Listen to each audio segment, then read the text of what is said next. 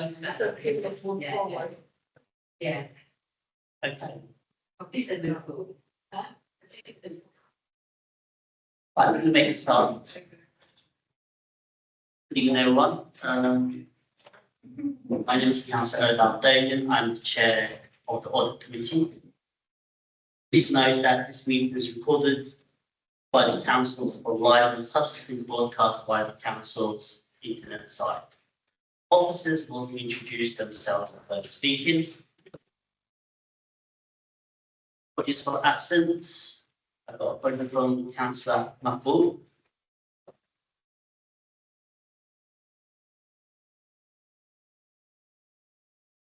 Okay, I think, well, yeah, we'll see how that goes. Okay. So any urgent business? Declaration of interest. Declaration of interest, no? Identifications? Minutes from the last meeting, which took place on 18th of July 2024. Rex has sent some amendments which have been adopted and applied. And everyone just quickly have a look at the minutes and let me know if there's any amendments to the minutes. Thank you.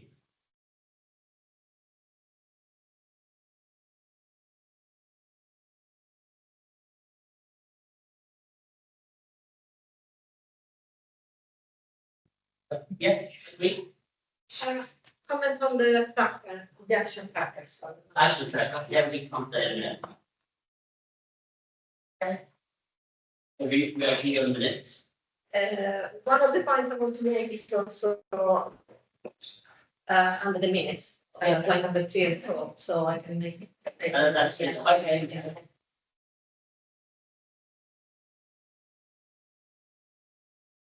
We'll make those. Yeah. Yeah. All right. Thanks. So on the minutes, page 7, bullet point number 3, where the very top of the page says, The councillors, please speak to the mic so I can hear you. right? Please speak to the mic so I can hear you. Okay, yeah. It's very beautiful. Yeah. So page 7 at the bottom, bullet point number 3, it says the committee note the concerns related to the project will receive a paper at the next meeting setting the outcome of the review of the digital services. Yeah. And this is also recording the action on page 13. Yeah. There is an action for the payment plan for October, December meeting, so I just want to double check what's happened. Page 15, again, there is an update, and this is about the agency staff work. They're supposed to come to the next meeting, I think, and the same for the Pendarren House. Mhm. The paper will be shared with the committee before its next meeting, so I just wanted to double check. I think it's always referred to the next meeting Yeah. in July, so that would be today's meeting.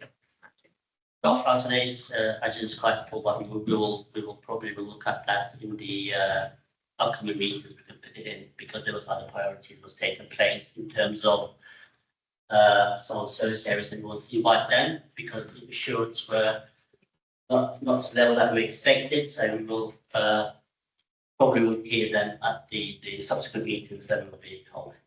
That's okay. In relation to the procurement system, we have Karen will give us an update about the current situation, because that's, and we'll ask those questions through on that item. That's okay.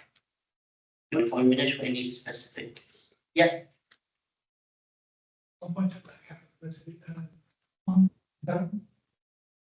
Ask the service to provide an update on the next meeting. So get that to all committee members in advance of.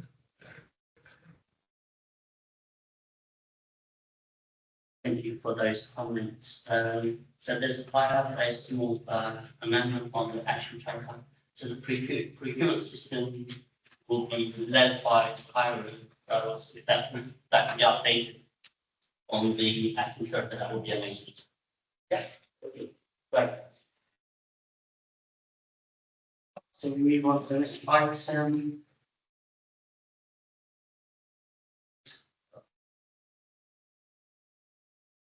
Next item is item 7, the external audit progress report 2024-2025 quarter 1. And I now invite officers to introduce the lead officer, Dinesh Jain. Actually, so this is the usual report that you receive from the updating you on the work that the internal audit team has done. This particular report reflects the work carried out from the 1st of April to the 21st of August this year. Under your terms of reference, it's important that I present to you the findings from the work of internal audit, as it's a specific requirement under company rules and regulations. I've captured 3 things in this paper. Progress against the delivery of the internal audit plan. The key risks arising from the work of internal audit, and any particular updates around the implementation of key recommendations.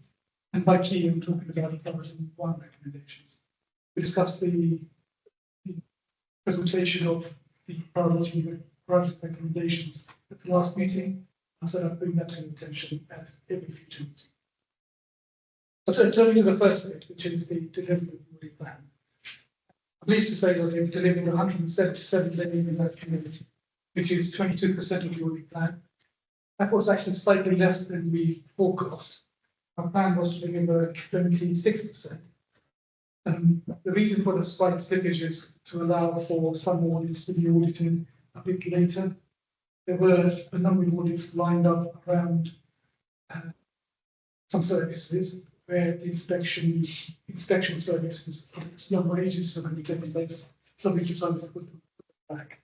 But there is still recovery. There is still a good chance of recovery with those audits in the future. As regards the key audit findings, you'll see in my paper that there are 11 final reports that have been issued. And in addition to that, there are 2 further audits reporting to the Homes for Housing Board and for the HCBS audits, which are not calculated on this way. So of the 11 reports, 2 were assigned adequate, 7 were assigned limited, 1 was assigned nil, and 1 was advisory piece of work. The nil assurance report relates to residential placements, and 7 limited assurances relate to the management of rates of adaptations, commercial property, children care, policies around damp and mold, management of purchase cards, tenancy management, and under the home ownership service, the right to buy. In total, 15 priority 1 recommendations were raised in those audits, 39 priority 2s, and 22 priority 3 recommendations. Details of the audits finalized and the progress of the internal work is shown on page 23 of the papers. And that includes the work of the audit team at the various stages of the process. I pause and take any questions there, Chair, before I move into the detailed findings. Thank you, Dinesh. Any questions for Dinesh at this point?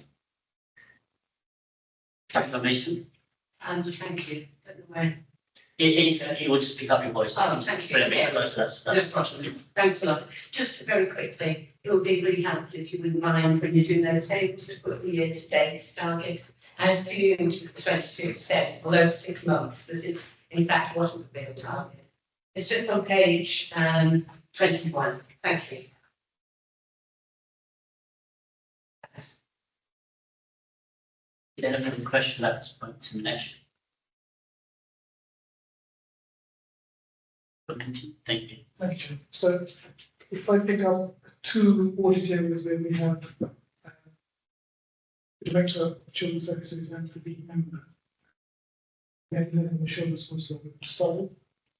So the first area was residential placements. Residential placements in children's services is responsible for providing support and accommodation to children, including 16, 17-year-olds who are homeless, and a wider age group, 18 to 25, where they intend to stay in foster care base under our stay put policy. Audit noted that there was lack of due diligence in 4 of the 10 placements that were examined by the auditors. And the auditors noted that there was a lack of monitoring and reporting system for providers. And there was a lack of formal process for placements.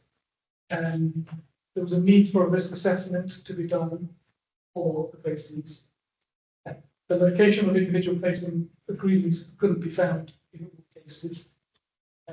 And the evidence of site visits and quality checks couldn't be found in all cases. And there was a lack of regular monitoring of performance. For those reasons, the audit was assigned with assurance. But I think to the next audit voucher, children in care. Sure. In this area, the auditors assigned limited assurance. And the reason for that is essentially that the service has 181 children and the service recognises that predominantly important that planning arrangements are not fast for achieving longer term placements and special for longer term fostering and special guardianship. What was assigned limited issues because children are not always reviewed as they should have been by a panel that's been established to carry out that function. Private fostering arrangements where the service had set up its intention to expand can be quite completed, and there was lack of evidence of supervisory training.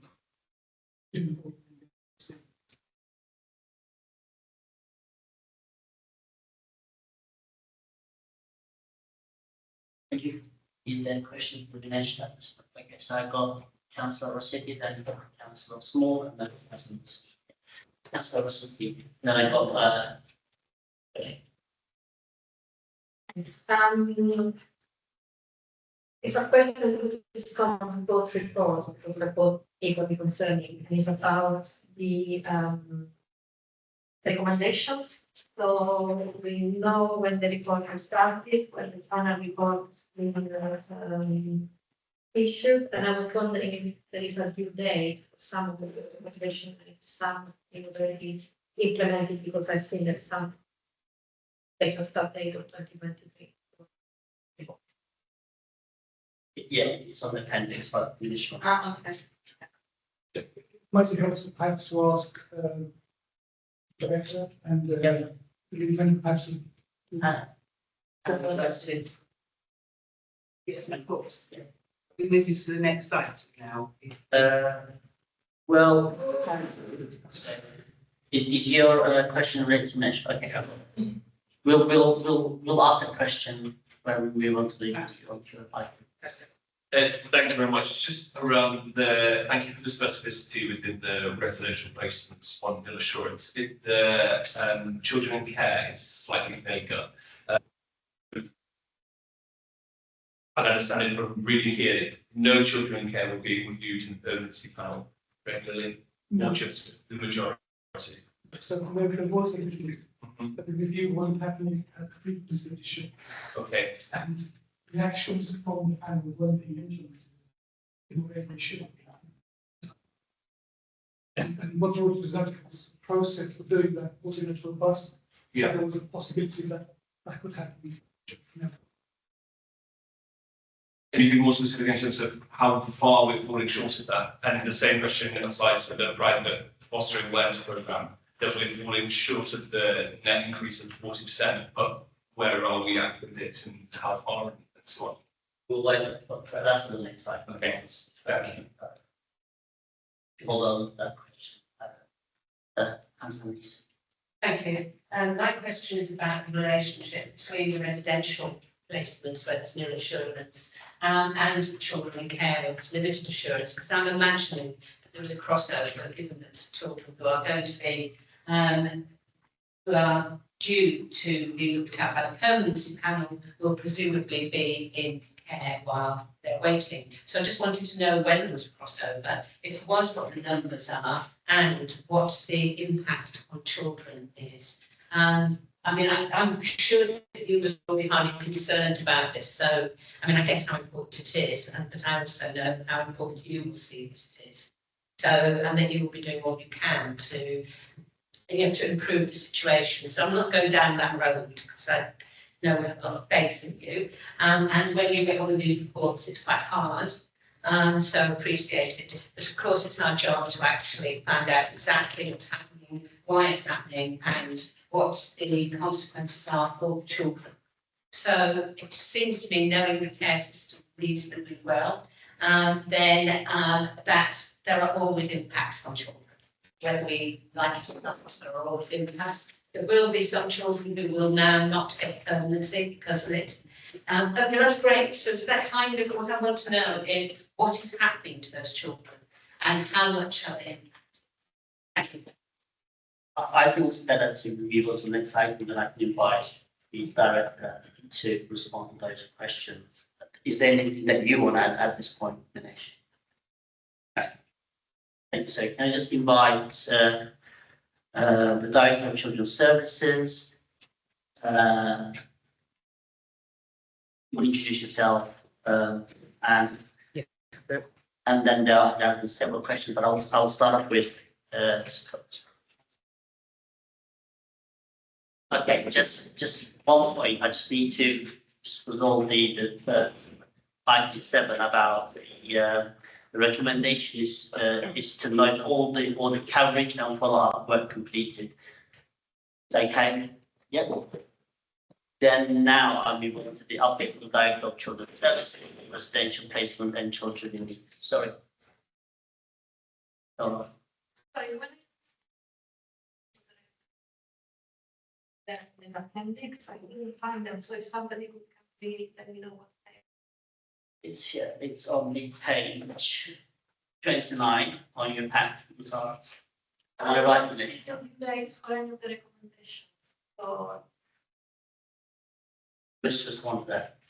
So, in Councillor Rossetti, I think the service will be able to say how the progress of implementing the recommendations, because of the passage of time since the audit was carried out. We're aware that a lot of recommendations have actually progressed to implementation. Couldn't give you to precise detail. how many Well, Because I think the service will be. Service will respond to Okay. that question. And so Okay. is that in relation to the audit progress, or is it in relation to the children? It's in relation, I just want to confirm, we're going to go back to Mr. Johnny for the other points, because so far we've only heard from him in regards to the children's services on limited and nil. Yes. So if we're moving on from point 7 of the agenda, just want to confirm that after we've heard from the services, we will come back to Mr. Johnny before going to 9 and 10. Yeah, great. Okay. Thanks very much. I mean, so we'll pick those up. Okay, so Anne, there have been some questions from the members. I know that you have been working with your children's security for a while, and I dedicated you are the lead member. So I was surprised when I saw the nil and limited assurance, and I'd like to know, as well as the members, what has happened and what has gone wrong there. If you can just.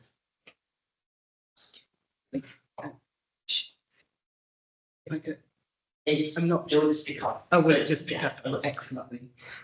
My name's Anne Graham. I'm the Director of Children and Young People Services for Haringey, and I've been in post for 6.5 years. And we've, and in that time, we made significant progress. So as Councillor says, we were disappointed to receive these two reports, but I'll come and say more after we've done introductions. Zena Brabazon, Cabinet Member, Children, Schools and Families. My name is Keith Warren. I'm the Head of Service for Children in Care, Fostering and Adoption, and for the Brokerage Service. So I'd like to say that we're here today to give a verbal update, And from the outset, really, we would like to come back with some more detailed reports so we can give evidence to the data that you're asking for. We had late notification of coming today, and that's not an excuse. We didn't have the time to give the comprehensive report that we would like to give. But I would like to let you know, so we're happy to answer questions as best we can tonight.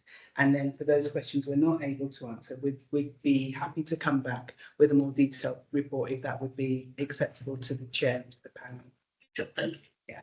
So I would like to say that audit has been one of those things that I certainly, and I know Councillor Rabazone and my team, take very seriously.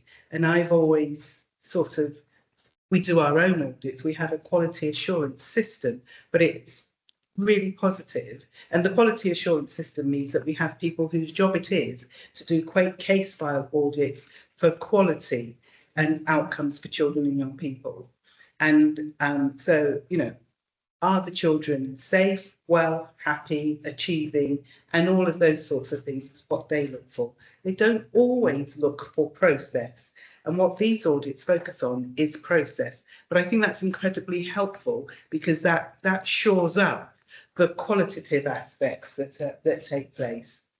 In the Ofsted inspection that took place in 2023, we were given requires improvement for our children in care area, but good for all other areas. And it was because of that that I asked for external audit to look into the work that we do in that area.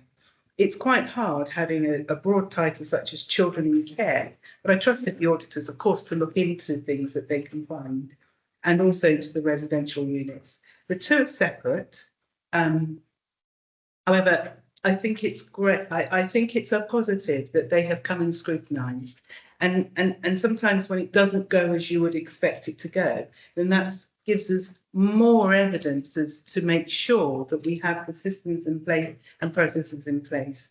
Keith is the head of service who has responsibilities for all of children in care, and so will be able to give us an update today from the action plan that we put in place as soon as we had these two assurance reports come through. I'll stop there if that's okay, and invite specific questions if that's where we'd like to go next. But first, Councillor Rabazone, is there anything you'd like to say? I really just want to say that I was a member of this committee in a few years ago, and always found that audit reports were highly instructive, highly educational, and were very useful in reviewing where we needed to improve. And so given that context, I can only say that I really, really welcome the report. I think it highlights issues that children's needs to address, and it is really, to Anne's credit, you invited audit to do that because we want to make sure that every I is dotted and every T is crossed when it comes to children's services. So it was disappointing that the outcome was nil. The good news is that remedial action has been taken, and the areas of concern, it says in the management response, have been dealt with. And I think all we can do is thank audit for coming in and doing the work, because it's really important. I'm a great fan of audit services, and I'm really pleased that you did that and highlighted it. I'm even more pleased that the service remedied the gaps. So that's all I really have to say. Thank you. Thanks. There have been several questions in relation to the science center, so I'm going to take them again so you can refresh your memory. So I've got Councillor Mason, Councillor Small, and I've got Councillor Rosset, then I've got Councillor Doris, then I've got really, yeah, okay. So thank you very much for that, for giving us some reassurance. I think the issues when I read it for me were that we were talking about a lack of policies and procedures, which means that presumably some of the frontline staff are uncertain at times about what to do, and maybe are doing it in different ways. So I just want to be clear that the policies and procedures that were missing are now in place. And the other thing that I was the due diligence checks and the individual checks not being reviewed for permanency, absence of monitoring and tracking. So it's about having that, being able to know which children are where, tracking them and making sure they are being reviewed and moved on to the right places. Have you got a list now of all the children and you know where they all are and there is a review in place for all of them? So if that's the case, then I think this, for me, I would be satisfied if you looked at this, taking the lesson from it and we're on a better track now. Can I assure you, we know absolutely where every one of our children is. And we have a robust recording, a robust system whereby when a child becomes looked after, they are on that system. We've got a new system called Liquid Logic that replaced Mosaic. So there isn't a child in Haringey's care that is not on that system. That there are you can imagine there are numerous processes and systems in place, including seeing the children every day regularly, so that we know that they're doing well. We have lots of direct communication with the children, and it's true to say that some of the tracking hasn't been as it should be. It doesn't necessarily mean that the action hasn't happened. So because the tracking hasn't been recorded as well as it should be, doesn't mean that children don't move placements, get the right placements, or even become adopted. This is getting social workers to go onto the system and do the right thing. We will work harder with them to be sure that that happens. Yeah, I do understand that. Yeah. I can see that. I think that the thing that bothers me about it is that it doesn't give management the opportunity to have the right overview of what's happening. And it's not saying that social workers aren't doing the job, but if management doesn't have a proper overview of it, it means things can slip. Absolutely. But thank you for that reassurance. Yes, yeah. I agree completely. Hence, wanting the audit so that it's almost uncomfortable. We're not going to get the quality ones that tell us they're happy and safe and well. We want to know that all the systems are working. I can see that Keith wants to come in to speak. Councillor Mason, just to say, okay, won't stretch to me that much, just to say that we take the audit activity very, very seriously. And as you can see already that we've tried to demonstrate and that acted on those actions that have been set out. Now, in relation to permanency, whilst it may not all have been recorded on the file, as Menesh has stated, there are other avenues where permanency is also spoken about and driven. So it's not just permanency panel, it's ADM and panel meetings where the assistant director looked at plans for adoption. It's in the children's looked after review processes, where again permanency is driven through there.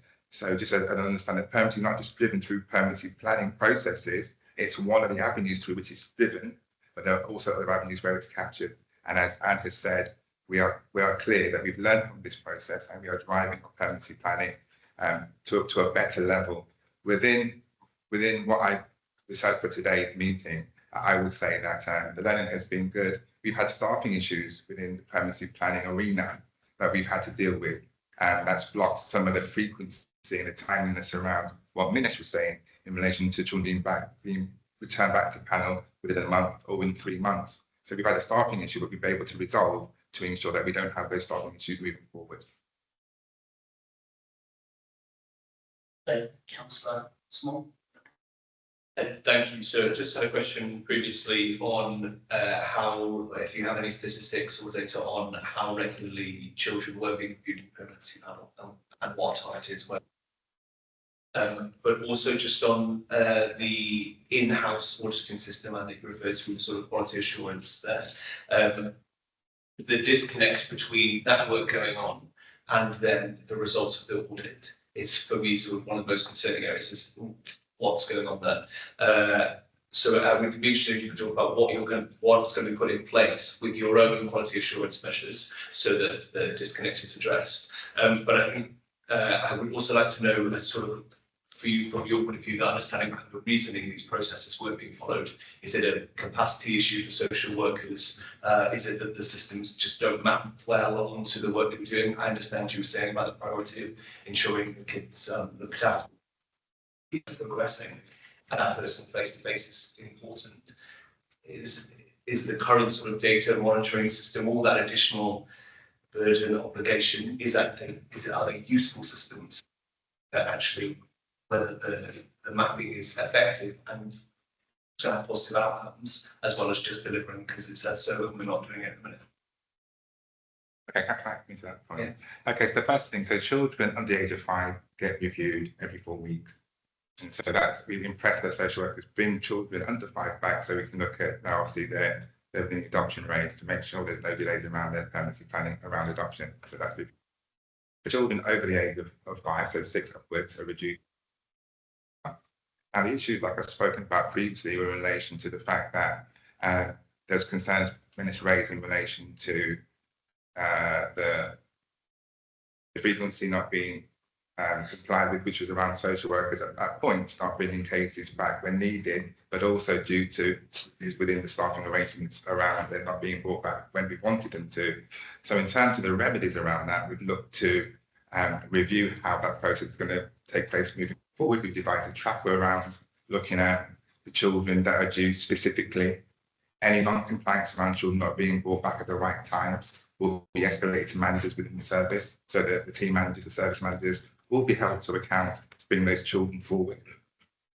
We're looking at a permanency planning tracking model through Monday.com to ensure that social workers are highlighted or given sufficient notice to ensure when to bring children back. So we're looking at some technology around ensuring social workers know when they're coming back, as well as their managers being compliant with when children should be returned, and an escalation if it's not happening. So that's some of the things that Minish highlighted in terms of social workers bringing the children back. Some of that was about obvious and the ability to do basic, bringing cases back when needed. And some of that was about social workers not bringing back the children when we needed them. So we've got several sessions within Haringey where we can drum the message, which we have.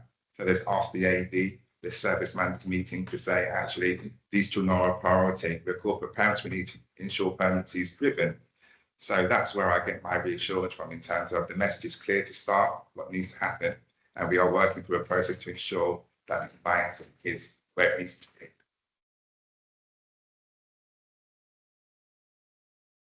Just to say that the permanency tracker in particular, I'm really keen to see, and will be asking the regular view of that. I remember my previous authority, it was one of those things that meant that that we can see that we're not losing a day to get the child into the right place that it needs to be. And so all the processes that we've put in place are right. And so asking for an audit here has actually helped me. So, that is the point of an audit. I wouldn't, even though it's nil assurance, as Councillor Brabazon was saying, it's a good thing that now we can see, and it's not just what managers say, it's evidence-based. So we will, Keith has been focused on that with his team to make sure it's in place. And I would say that we do a range of auditing in the service, and we can do deep dives when we're given the capacity. But the audits we tend to do are not focused on the process all the time, on compliance with process, because actually we need social workers not always to be looking to see if the system has got the right information recorded on it. We need them to do that. That has to be sort of a given. We need them also to make sure that they're asking the children about, are they safe? What's the quality of the education? What are their goals and aspirations? How are they seeing their siblings? When, how are you getting on with your foster carer? We're asking them about a lot of the qualitative aspects for a child's life. A lot of the training is driven to that end too. So the people who we have doing those audits look for those things, and those are the things often that Ofsted will look for too. Ofsted are unlikely to go into the detail of policies. There was a time when they used to do that, and we spent hours writing them and putting them on in a folder somewhere. But it's more the impact of those that we need. We will get all these things sorted, but I will still be asking all the social workers, all the managers, everyone in this area to focus on the best outcomes for the children and young people. So it's getting both right is the aspiration. Answer your question. Yes, Right, Councillor Rossetti? I want to follow up on what Councillor Mason said and some of my previous question, and appreciate that with children it's important that, safe and everything. But I do believe the process is a little more apart, because we need to ensure that there is consistency and all children that they receive the same level of care. So what I would like to understand, and again, I appreciate we do auditing as a learning process, and we do that to improve. So what I would like to understand is where we are now and where we will be going forward. So if an audit, the same audit would that take place now, would it yield different results from here? Would there be an improvement? And when, I don't know if there is a plan to follow up, to, I don't know, to see where we are and what actually needs to be implemented. Thanks. And that's absolutely the discussion that Keith and I have had before and continue to have. And including there will be a time when you come back to ask Audit to come and re-audit the very areas. There are other areas where I'd like the same scrutiny. So not just on these two areas, there's another area that's come to my attention today that I put that to the top of my list, because audit is a valuable tool to give assurance where things are not looking 100%. And I still want to use audit in that way. It would be entirely possible, and I hope no one ever does, is that you send auditors to the places where you know that it's shining. That's not the point of audit. So as painful and as difficult as this is, I will always send audit to the areas where we need to look. And then we can have an action plan that heads of service and audit and assistant directors must implement and show improvement, so that the next time that audit come, there is improvement. And if there's not improvement and we have different discussions then we will have different discussions. Yeah, it is. Just want to, maybe I haven't understood correct. So there is an action plan. Yeah. And will you not do it by when we would be in a better position to say, okay, we moved on from the insurances and we have improved it. Thank you. So as Councillor Brabazon said, when we got the audit report, we then responded to it and there are actions that are completed. But that doesn't mean that we end there. It's constantly going back again and again. So I haven't given, we have a new assistant director. I haven't given them a timescale as yet, but not one that I want to stay in this room, but we will have audit back. This is a priority area for me. But yeah, that's noted. So It's about the timeline. When you're the new director. assistant director, yeah, she's been in post 8-9 weeks. I just need her to get her feet under the table. This is an area that she's already scrutinised, but by way of coming back, she needs time to bed in and to get to know the whole service. Approximately in time. We'd be happy to come back in 4 months' time if that's okay. Is that reasonable? I think we've got priority one recommendations. Which is expressed to you previously that within 6 months. Okay. So that works fine. Okay, thank you. Is that fine, Councillor Rossetti? Yes, thank you. Okay. You're next.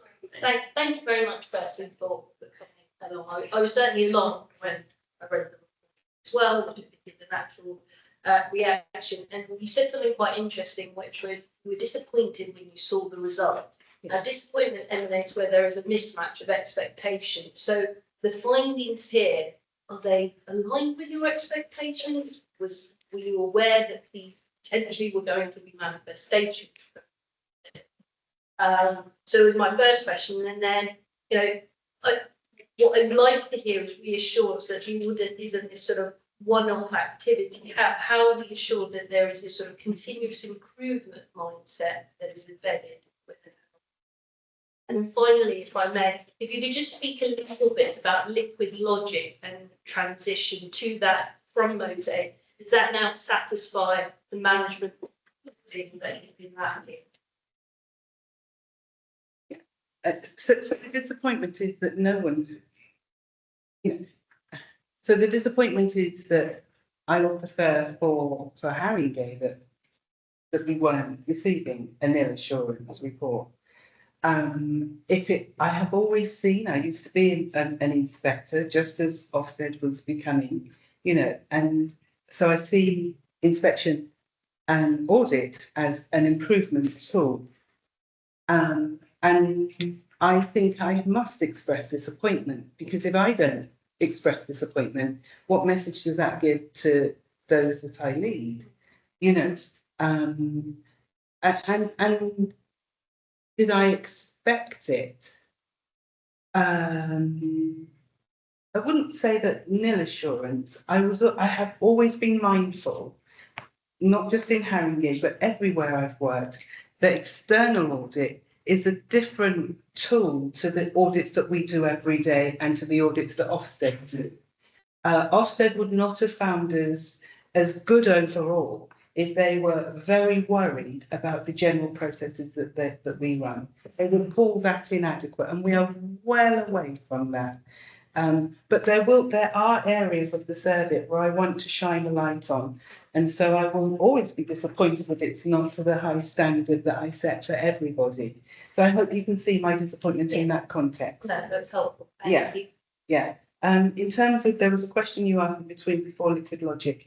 Liquid logic is an improved system. If I was to ask all the staff today, are you happy with liquid logic? Again, I want to hear a hooray, yes we are. And guess what, they come back with not quite yet, and there are areas that need improving. So I get disappointed on a regular basis, many times saying. So we continue to make improvements with liquid logic. Liquid logic is what we call Power BI. That's I'm going to be out of my depth very quickly, but it is the system through which we get data. And we are finessing. We have a bog standard set of reports, but we continue to finesse the reports that we need so that we can, as Keith alluded to, make sure we've got the right one that can very quickly produce one for various areas that we need. And then we can get those on a regular basis, a weekly basis, a monthly basis, whatever frequency we need. And in that way, we keep a focus on who's done what, at what point, and who needs to improve. So I get various, and I do that on a regular basis. If there's something over there that's not performing as I'd like it to do, then what I ask for, and Keith knows, I can see him smiling, for a 2-weekly report, it's usually 2 weekly that I start with, that gives attention to that area and we see performance improve. And so the system can help us with that. There was one in between. Yes, there was another one. It was just to what extent there's a continuous improvement mindset embedded with it. I think you've heard me just echo it. Is there a question? I'm going to make mostly the procedural point, for example.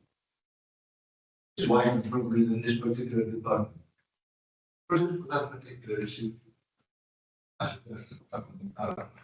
just here 2.5 years. 2.5 years ago. Now, because they report 2.5 years after. Which still doesn't tell us very clearly. That I'm saying, I want to pick up on the particular department if I have on the decision tracking things, similar issues about other departments.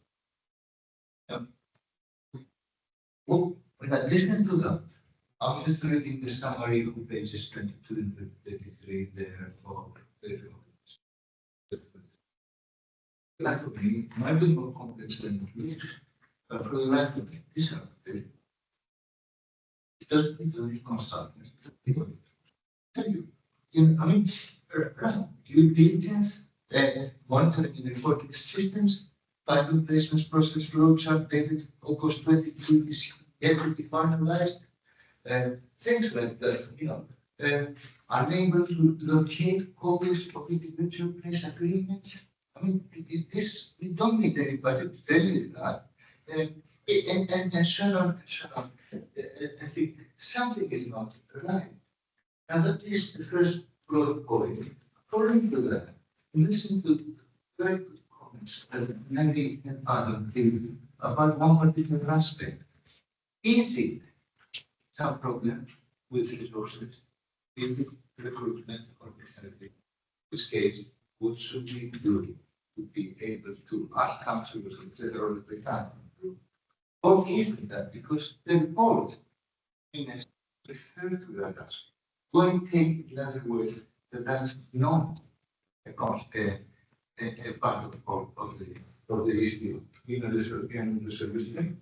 Then it's, in which case, what is it? Is it simply disorganization, competence? What is it? I mean, that kind of thing.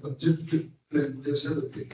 But I would like to know, you don't come here, essentially, still seriously good. And then somebody may come and say, oh, we should have had another 10 million pounds more budget for that, or we should have done this to recruit, or we should have stopped using this particular agency for placements and tools, etc. But we want now to and also not to take 2.5 years and be halfway through. Sorry for sound a bit negative, but Thank you. Your response.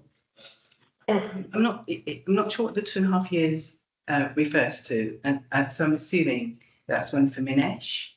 In terms of resources, we work within existing resources, and so and we will continue to do so. That there simply isn't, there aren't any other resources.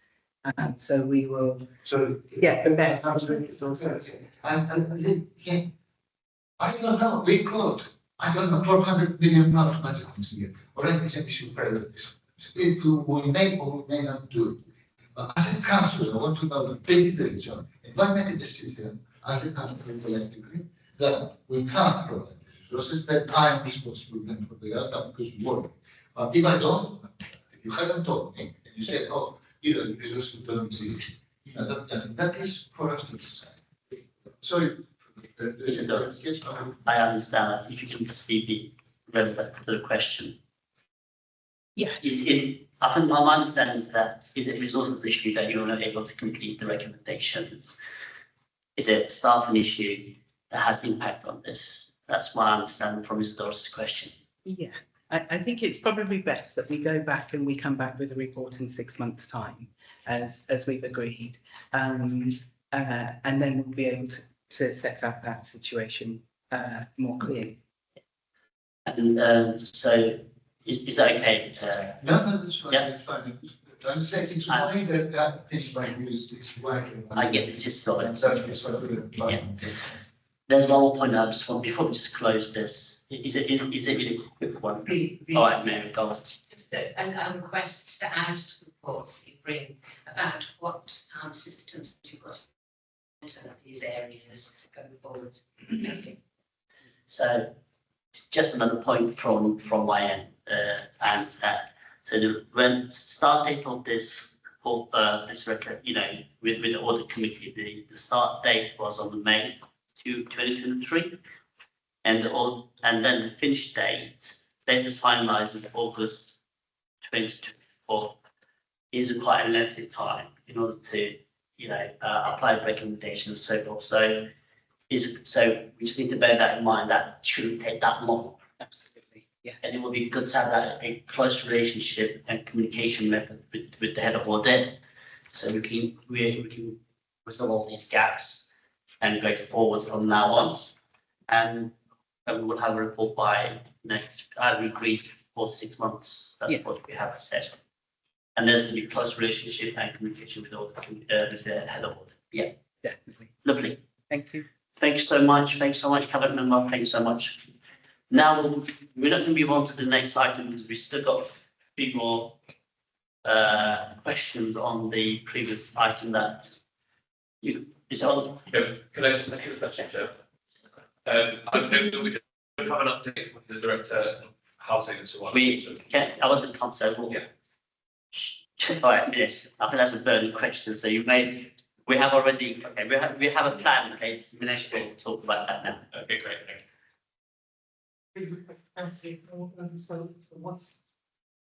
I think we've had quite a few living conditions. Like, there wasn't enough time to bring everyone together. We have 2 reports to respond to from it. Then we have 3 next meetings. Include the house. Without being invited. All my horses. Okay. As just seeing there are questions arise from the recent report, I think that's not a very useful thing to do. I've made quite a few notes, I just thought maybe might be useful for us to say what key questions we think there are. Or we can send an interview. Yeah. Let me present the outcome of the work. And if you then get back to me with the question, make sure that incorporates that in their response to the next meeting.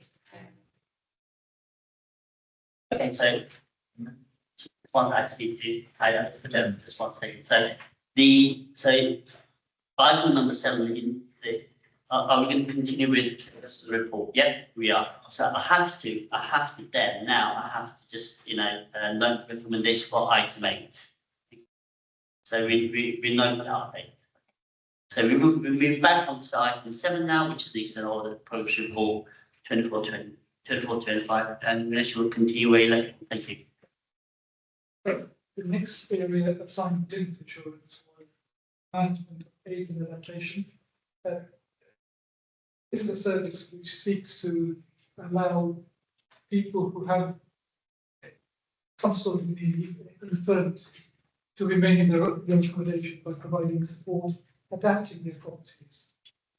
In essence, the audit was assigned limits assurance because there were a number of issues relating to how contractors appointed to carry out those adaptations were being managed. So it's from start to finish, essentially, around how we appoint them. We make sure they do the things that we ask them to do. How we monitor the arrangement to put in place and how we pay them. So that was one of the key areas. In addition to that, the audit already also identified the need for the service to develop performance measures to monitor and prioritize those users at the unique extent ones, because the service doesn't have all the management resources. So that should I run through check? Yeah, please, we don't have to take the questions. Okay. Yeah, thank you. Next area is commercial properties. That was assigned limits insurance. Members will be aware that I brought a report to the committee about 2 years ago on commercial property, where we raised over 30 recommendations, which was also limit assurance. And this audit was essentially a follow-up, a fresh review of the service. There have been some improvements. A number of recommendations have been implemented, but there is still some way to go. And the audit identified a number of areas where improvements are necessary, particularly around compliance with things like gas safety, electrical safety, fire safety. So these are statutory compliance areas, and administrative arrangements within the service. So this is around how we make sure that we carry out regular rent reviews, how we make sure we bill people the right amount, how they pay to us, and how we deal with arrears. So there were some recommendations there, and some improvements were needed in the service, recognizing what lease arrangements were, so that we could enforce those lease arrangements with tenants or make sure that it obliges with its own requirements. So that reason we were assigning it a limited insurance. I should say that for both those areas I mentioned, the assistant directors and directors asked me to carry out the reviews because they were concerned about some of the areas as well. And they actually agreed that the first number of the commercial property. Next area is around policies around damp mold.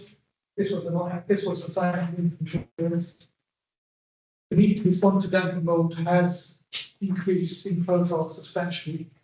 And what he said were doing was trying to assess whether the service had responded to the increased visibility and priority given to damp mold.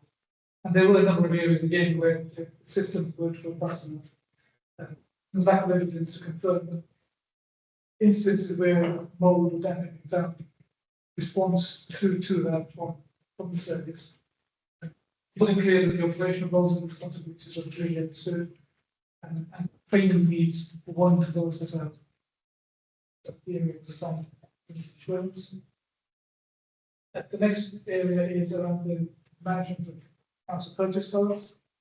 We have 259 purchase cards being used in the council, with a spend of about 4.5 million in 8 months. Areas of concern in this instance relate to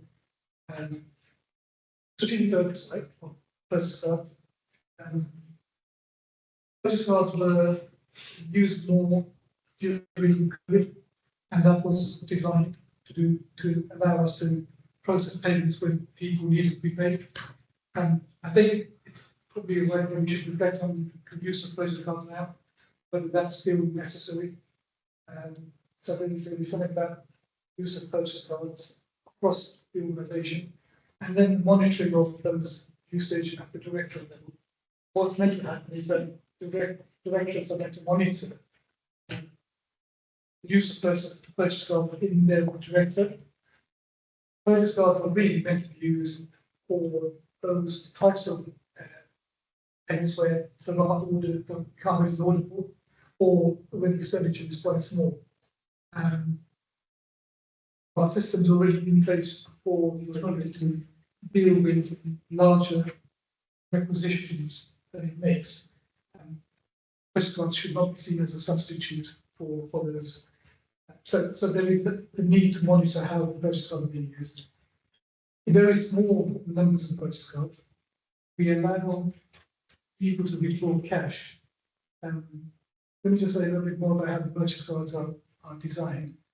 The way we've arranged our purchase cards to be used is that they are restricted in a number of ways. So the category of spend is restricted to make sure that they're spent in the right places. And in particular, cash withdrawal is not permitted. But for very small groups of people where there is a dire need for cash, we have facilitated that, but with the condition that that withdrawal and the use of cash is monitored and managed very carefully. Because the audit shows this to be very, very fast with cash. And we found that there were gaps in how the cash utilised was being accounted for. And then the final bit was around the transactions monitored by the by the purchase card financial compliance team to make sure that they could oversee the use of purchase cards and as a secondary control. But we consider in those 3 areas of insurance. Finally, to tenancy management. Part of the tenancy management role, there is in the service, there are a group of people whose job it is to visit all our properties on a frequent basis. And that frequency is actually not regular, it's 1 every 5 years. What we found in this audit was that actually that frequency is not being adhered to, which means that we can't be sure that the people who should be in those properties are there. And we can't be sure that we are identifying anomalies as quickly as we should. There's a backlog there which the service is trying to respond. Final service, this management insurance was the home ownership plan, particularly on the right to buy process. We have a number of people who make an application under right to buy as entitled by law. And we have internal checks just to make sure that those people making that request are eligible to buy their property. And we found that there were deficiencies in how we dealt with those inquiries, which puts us at risk of selling the properties when we should. Shall pause the taking question. Questions? Where secretary and just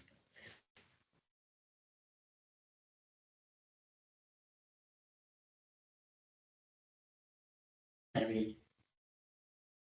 Is it also have a question? Yeah. Yep. Yes. Thank you, Chair. I have a question around the alignment of these reports to the risk register. So can I sort of pass that when it comes to the corporate risk register? And the other two questions are really more general as opposed to specifics around defining. Because I think one of the councillors alluded to the timelines of the reports. As an audit committee, it really hinders our effectiveness if we get a report 1 year later when the audit work was carried out, because the data that we get in that report may no longer be relevant. I think Councillor Ziti's question was absolutely wrong. But it was today, we find the same things. So I think, if I recall correctly, Munition had tabled a audit protocol paper last meeting.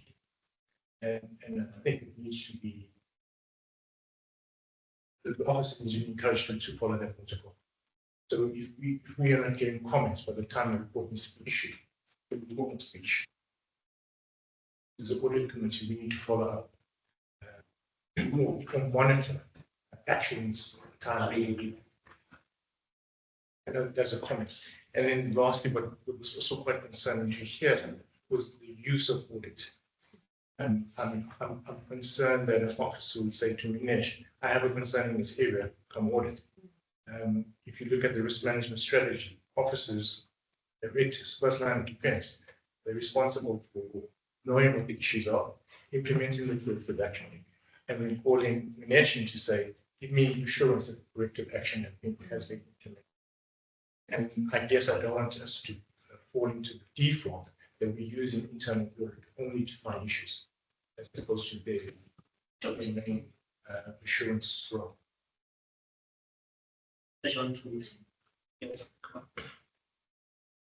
you, Chair. Yes, I totally agree with your point about the timeline that needs to be.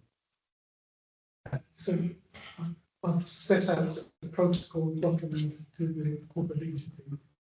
And I've got assurances that all audits need to follow that timeline. And I've also, then at the last meeting, expressed a view that where that timeline is exceeded, I'll report that just like I did this time. So this is where the audits are not going to be fast and efficient. The second point is absolutely valid as well. I'm not here necessarily to identify problems within services. And my job is to provide independent assurance on systems and control. There are some areas where I haven't accepted the invitation to do an audit because actually the level of assurance is so low that it requires improvements. And sometimes it's better for audit to identify control gaps in addition to whatever the management gaps are at the same time so they can be fixed. But I'm trying to avoid the scenario where management, first line of defence, acts on a service improvement plan, only for me to come back afterwards and say, well, it's not good enough. So So there is that tricky balance, you're absolutely right to highlight that. And it's one that we just have to keep a watching on. I think if I could just 3 points in the last 1 minute, you're absolutely right. IA allows assurance and consulting type roles for internal audit. So in those areas where they are concerned, as opposed to doing an assurance role, we work with the unit to say, well, let's find out what the minimum control should be and where you are. So we're not actually gaining evidence. It's inquiry, advisory type of. That comes up with an improvement plan. Thanks. That's great. Thank you very much, Ganesh. I think kind of building on that, the finding from the perspective that this is bread and butter stuff, whether it's policies, whether it's having oversight of spend. If you were running a mom and pop shop, this type of stuff just will occur and you would collapse, very quickly. So it feels as though there is almost a misalignment or understanding as to what the roles and responsibilities of these directors are, if indeed audit is coming along and finding that they don't have the right policies and processes in place. So using audit as this sort of mechanism and they're thanking you for your involvement almost sounds slightly almost like upside down, if you like, in terms of the role of audit.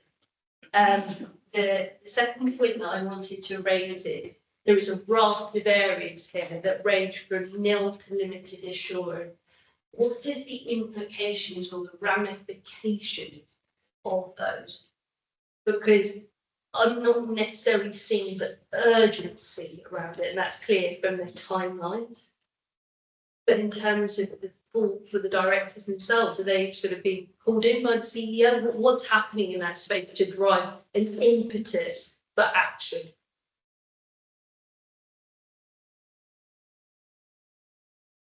For those questions. To your first point, I think my role is quite wide in the organisation, as it ought to be. Within the standards that we have for public sector internal audit. So what that entails is trying to support the organisation to achieve the best it can. And I totally agree with you that sometimes when I find the sort of things that I find, it troubles me that we haven't got the basics in space that we should have. But there are some areas where the level of internal control across the service, perhaps not at the level we should be at. In this instance, I've brought to a number of reports in different areas.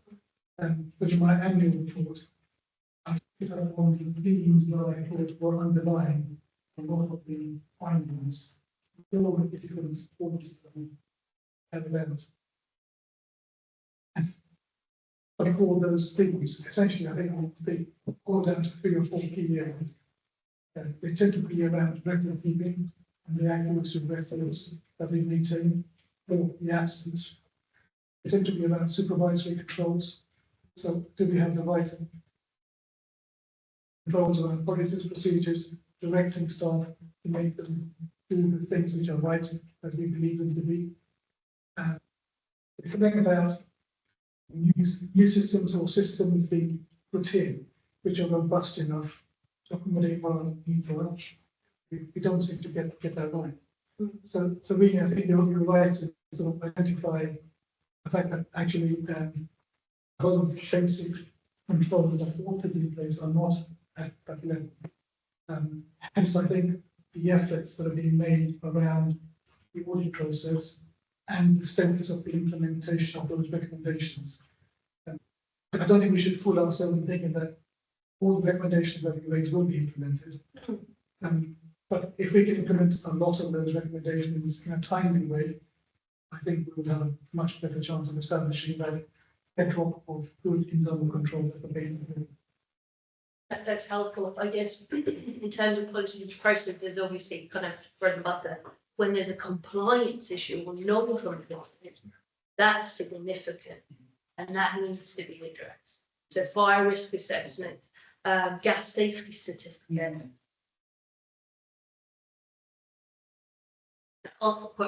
Answers to these questions are important. When you finish, Minesh, I want to come when you finish. So I think the importance of completing audit works in time is the recommendations implemented in time. You want to come in? Yeah. Yeah, just making on this, just literally on that last comment that Minesh mentioned around the monitoring of the implementation of the recommendations is really, really critical. And I guess that's the difference between Minesh's role and my role. So, you know, there is something about carrying out the internal audit reviews, that's absolutely the implementation of Minesh.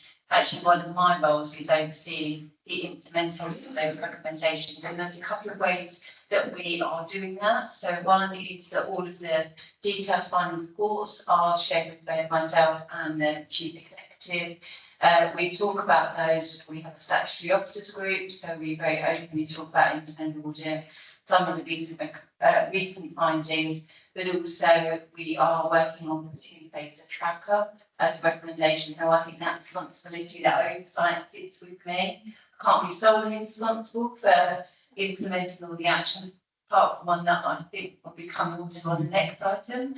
But so there was something about that monitoring and management of the recommendations that we absolutely have to have in place, and then individual discussions with the individual services. So there is something about the role of internal audit on carrying out, and things like there is another aspect in terms of accountability and responsibility of services. So, you know, just give you some assurance, I don't think we're quite there yet where we want to be, but that's the direction of travel. And I think just picking up on a previous comment that was made around the link to the risk register as well, that is absolutely fundamental, and that's something that Manish and I have been talking about. So we're making good progress in this space in terms of really tracking the implementation of recommendations, and I'm sure that that is something that will be of interest to the committee, almost that reporting that going forward. Thank you. Could I just ask one final question? Which one? For clarification. When we say absence of a formal approach to reward works contracting, vision can be different approach, or is there a single unified approach that the council has that each department are responsible for taking? Because this sort of sounds like, well, there's something, you know, different that happens within the management of aid and adaptation. So there is an overarching framework Okay. that all services are provided by. Okay. And that's called standing audit. That sets out the principles of how procurement should be carried out in the organisation. I think in the past I've come to the committee and I've expressed some concerns as to how effective that is, and the retiring has already reviewed that and wishes it to be changed so there is more oversight of some of that activity going forward. We will provide more assurance to the service and to the committee. Thank you very much. Thank you. So I do just want to dig slightly deeper into this urgency question. Excuse my ignorance, but as I understand it then, with something like the fire risk assessments having been identified, could have been identified as early as June 2023 when the audit process started. But the first indication that that is even being raised with officers who can then track the implementation recommendations is later. Is there a sort of red button immediate sort of flagging straight away? And beyond officers being notified of that, where does that then come, or where is that then shared so that it can be scrutinised and monitored? So there is a red button. Okay. So the way the audit process works is that as the auditors begin their work, if they come across anything which is of concern, such as health and safety matters, they will identify those and raise them with management straight away. Okay. Even if the report's not been issued, they will raise those matters so they can be just requested and dealt with. Okay. The report then is formally issued when the findings are agreed. So there is a process from identifying the issues, having an exit meeting, a formal exit meeting, where the issues will be raised again, to issue a draft report, for management comments to come back for the final report to be issued. Most of the delays have been after the draft report is issued, management comments come back. But the issue would definitely be raised. Great. Thank you very much. And just on those specifics on the management debates and adaptations, you said that this area in particular faces financial resource pressures. But from what it seems to say here, again, may have misunderstood, the total aids and adaptations budget for 23-24 is 3.7 million with the two different links. But as of Q2, that would be a projected underspend of about £1 million. So no, I think the service will spend the entirety of this. I Okay. think what's been reported there is the amount spent at that point in time. Yeah. But by the end of the year, it will be spent. Because it's a much more effective way of making sure that council funds are applied to the needs of adults more cost effectively. Sorry, a more cost-effective way to back end the majority of the spend. No, sorry, more cost effective to allow people to stay in their homes and to put them in residential unit. Sorry, I don't understand that. Maybe this is a question for the actual director itself, but what I don't understand is why the first half of the year would have less than, why that spend would be so back ended, but that's just maybe a procedural question. If they spend it, great. So the director's coming in December, so they will put that question to them. Yes. Thank you. Thanks, Adam. Mary? Thank you. I've got some general questions and then just a few focused questions and areas. So the general queries to do with the tools that directors use in their distinctive areas, which are akin to audits. So I would have expected that in each of the directorates they were using some of the tools that you might use. For example, they were making sure deep dives were done. They were making sure that there were regular reporting. They were making sure that policies were checked at least annually to make sure they're up to date. And each policy has a date when it's supposed to be reviewed by, and all these little things like that. That are tools that management everywhere will be using. And whether it seems to me, just because across all these reports there seems to be similar absences, that they're not using tools. Are they aware of them? And is there a learning lesson for senior managers on how do they audit themselves so that they're satisfied? Because the audit, you can't really take responsibility for making sure policies are in place. It's mad, So it is about how the overarching thing, how is that working? And is there something else that we can do to assist the departments and the senior managers to carry out their own checks and balances so that they don't all come to poor old audit? So that was number one. I'm not even asking for advice now, but just wanting to know what can be done around that. And then the other thing is that, of course, it looks like there are several systems of control weaknesses across it. And so again, it's about asking management to think about the gaps that are there. If you want advice and support, surely they could come forward to get some advice and support about how they manage those gaps. And so, that's the other thing, is because if I was sitting here as a manager, I would be kind of going, I know this isn't working very well. And I know I'm going to word the finish and he will tell me what I can do. So it's that kind of, maybe having the first aid shop or something for them so that they, some way in which they can get support they need if they're not putting these things in place.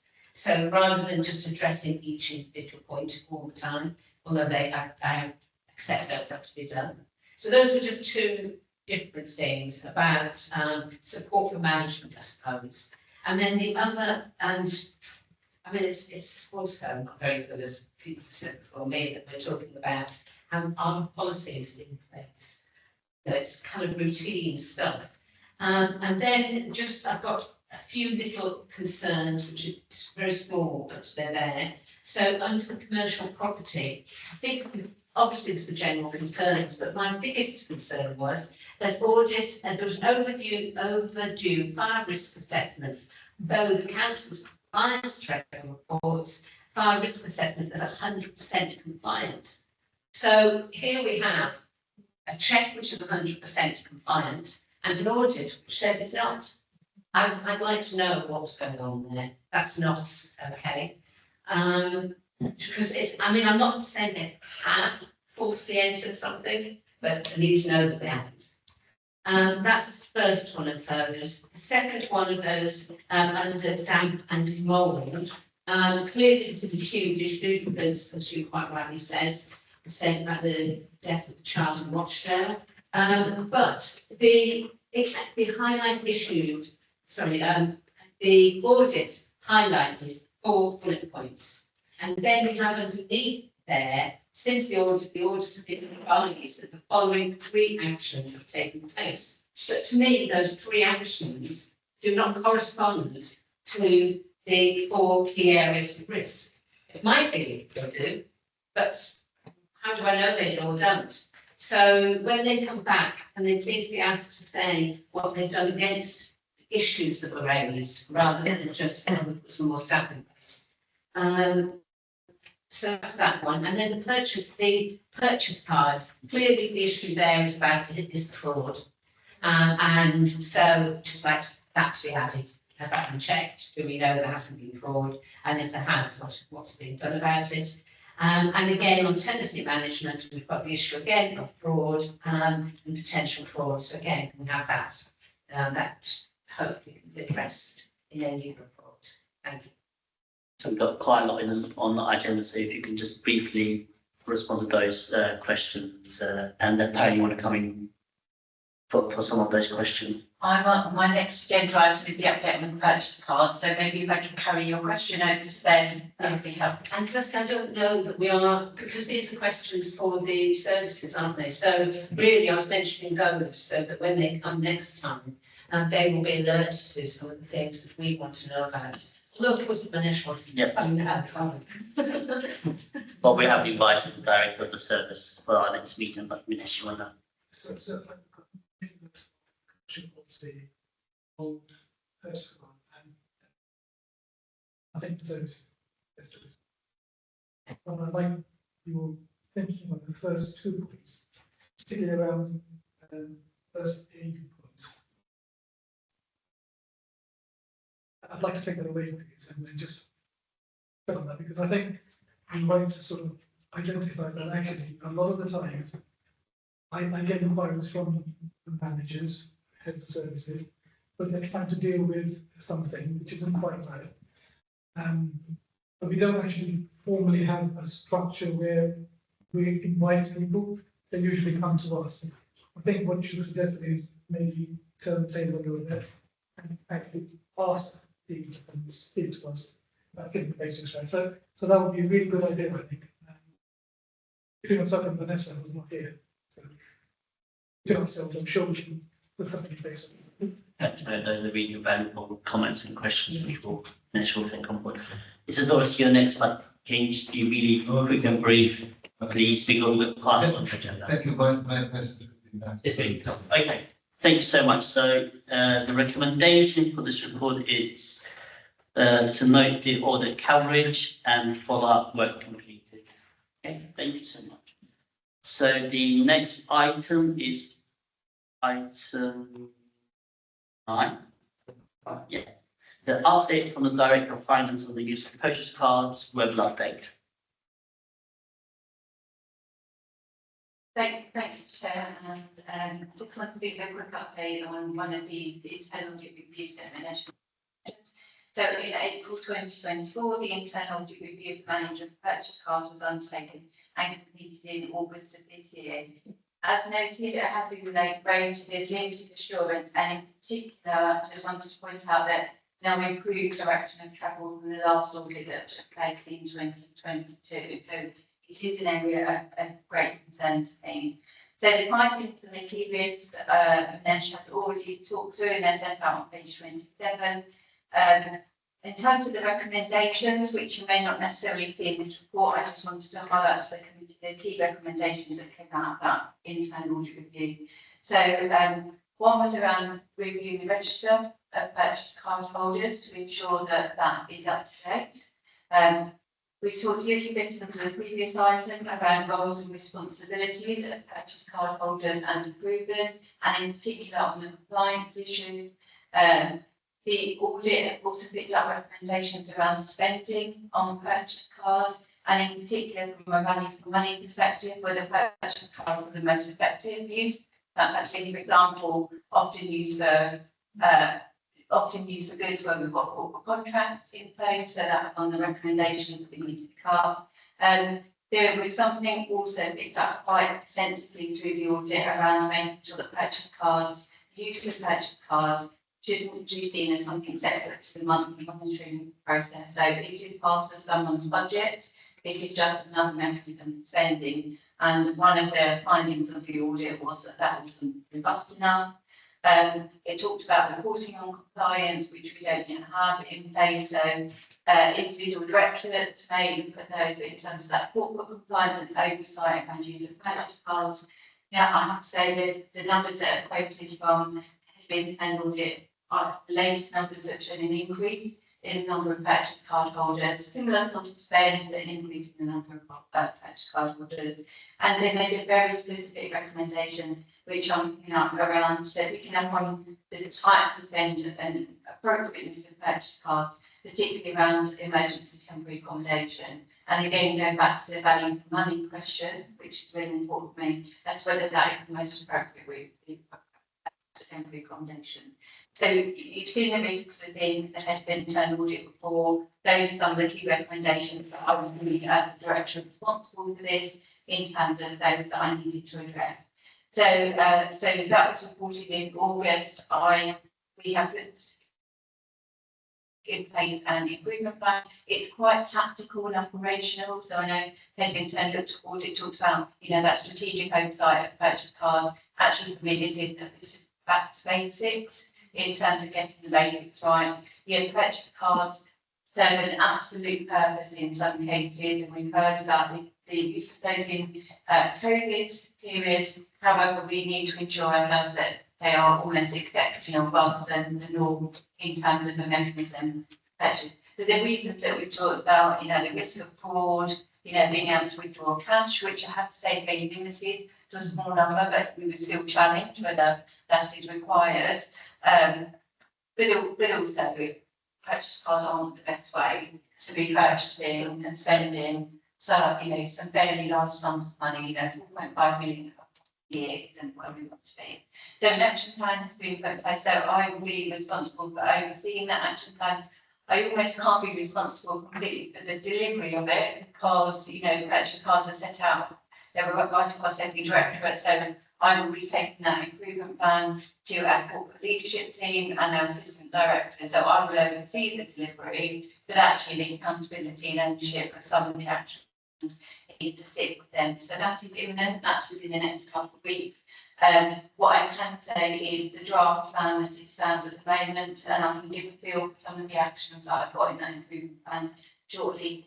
The anticipation is that all actions will be completed by January 2025. So there is what I would call an element of some good housekeeping around purchase cards that is needed immediately in terms of looking at who our holders are, who's approvers, looking at the spend that's going through, making sure that that is up to date, looking at limits, spending limits. So quite often spending limits could be increased for exceptional cases. We need to make sure that those are ongoing. So there is a bit of a data cleansing housekeeping exercise that we need to do initially so that we know the holders that we're dealing with. There will then be an extensive piece of work over the next couple of months about reinforcing roles and responsibilities if you are a purchase card. So we will be challenging whether a purchase card is the right approach for what they're trying to do. If we agree that that is the right mechanism, then at that point there will be extensive communication around roles and responsibilities and the expectations. These are council resources, these aren't individuals' resources, so we will be doing a bit of a reset in terms of those. I will take a greater oversight in terms of the compliance. So every month, both purchase card holders and their approvers need to go in and authorise the spend.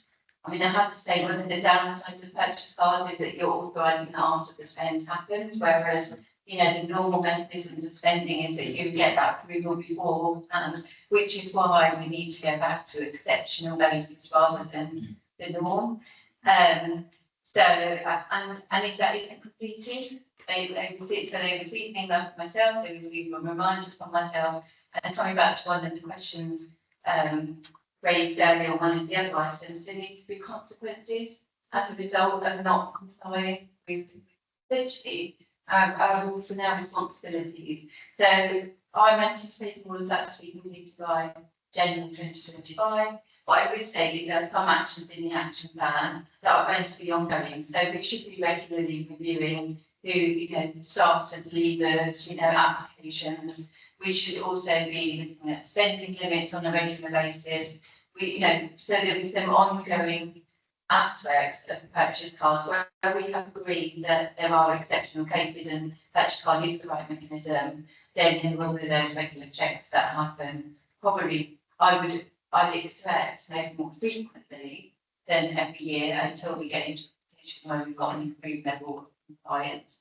I guess the other thing, just a very last thing, and then I promise that I will pause for questions, is that we often talk about the corporate health of the organisation. Some of these corporate health indicators around payments of invoices, PCAR compliance, all of that. That is one of the indicators that we should be assessing corporate health of the organisation. Are we introducing performance indicators that does challenge and report on the non-compliance to make sure we are addressing it. So that's where I am at the moment. I personally haven't gone into, I've got the action plan open in front of me. I haven't gone into the specifics because I haven't yet sought that approval from the corporate leadership team, but really happy to share more detailed progress. We'll hope in 6 months' time when hopefully I can be saying to the committee that all of those initial housekeeping and data cleansing actions have been addressed.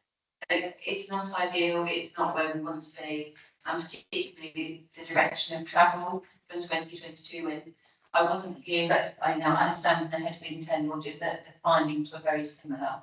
But it does, although it's about strategic oversight of purchase cards, actually I think we need a quite tactical and operational improvement plan before we can get to that. So it's a Doris, either Councillor City and Okay, yeah. Well, thanks. I find it quite reassuring because of the emphasis not just on the procedures, but also on the overall use that the pool is entitled to. I think there is a problem. The average person, and I'm just seeing myself ask the average person, we find it very difficult to find why in the vast majority you can't have an invoice. If they look or whatever, yeah, I think there must be that good reason. Now, certainly, I can't really reach it. Therefore, I think we should really expect that it's not people's way to go about it. It's difficult. As well as completely authorization comes out, it's lower than a thing. It is unavoidable. How many cases are? I would like to be important. But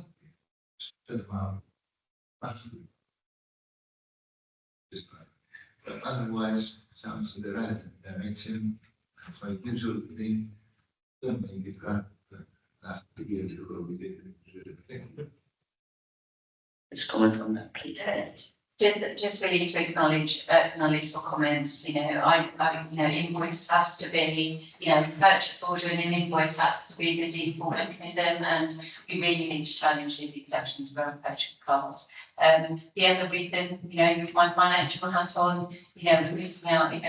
It's really difficult to claim back VAT for purchase. So as an organisation, we are also losing out there. So it's really, really important. And, the number of folders and the amount we're spending does seem high for an organisation of this size, but thank you. Councillor City, you're next. Very quickly, yes. Thank you for this update. I just want to have confirmation of something which I think is implied from the update you just gave. But you mentioned an improvement action plan with some oversight, and I just want to make sure that this constant monitoring will also keep going once the improvement plan has been implemented, because obviously there has to be some monitoring function in place from an operational point of view as well, not just from an improvement point of view, because is a bit concerning that, for instance, an officer, they are not aware there is a contract in place with specific kind of expenditure, because I can appreciate the urgency, but at some levels, there has to be a knowledge of what's in place and what's available. Thanks.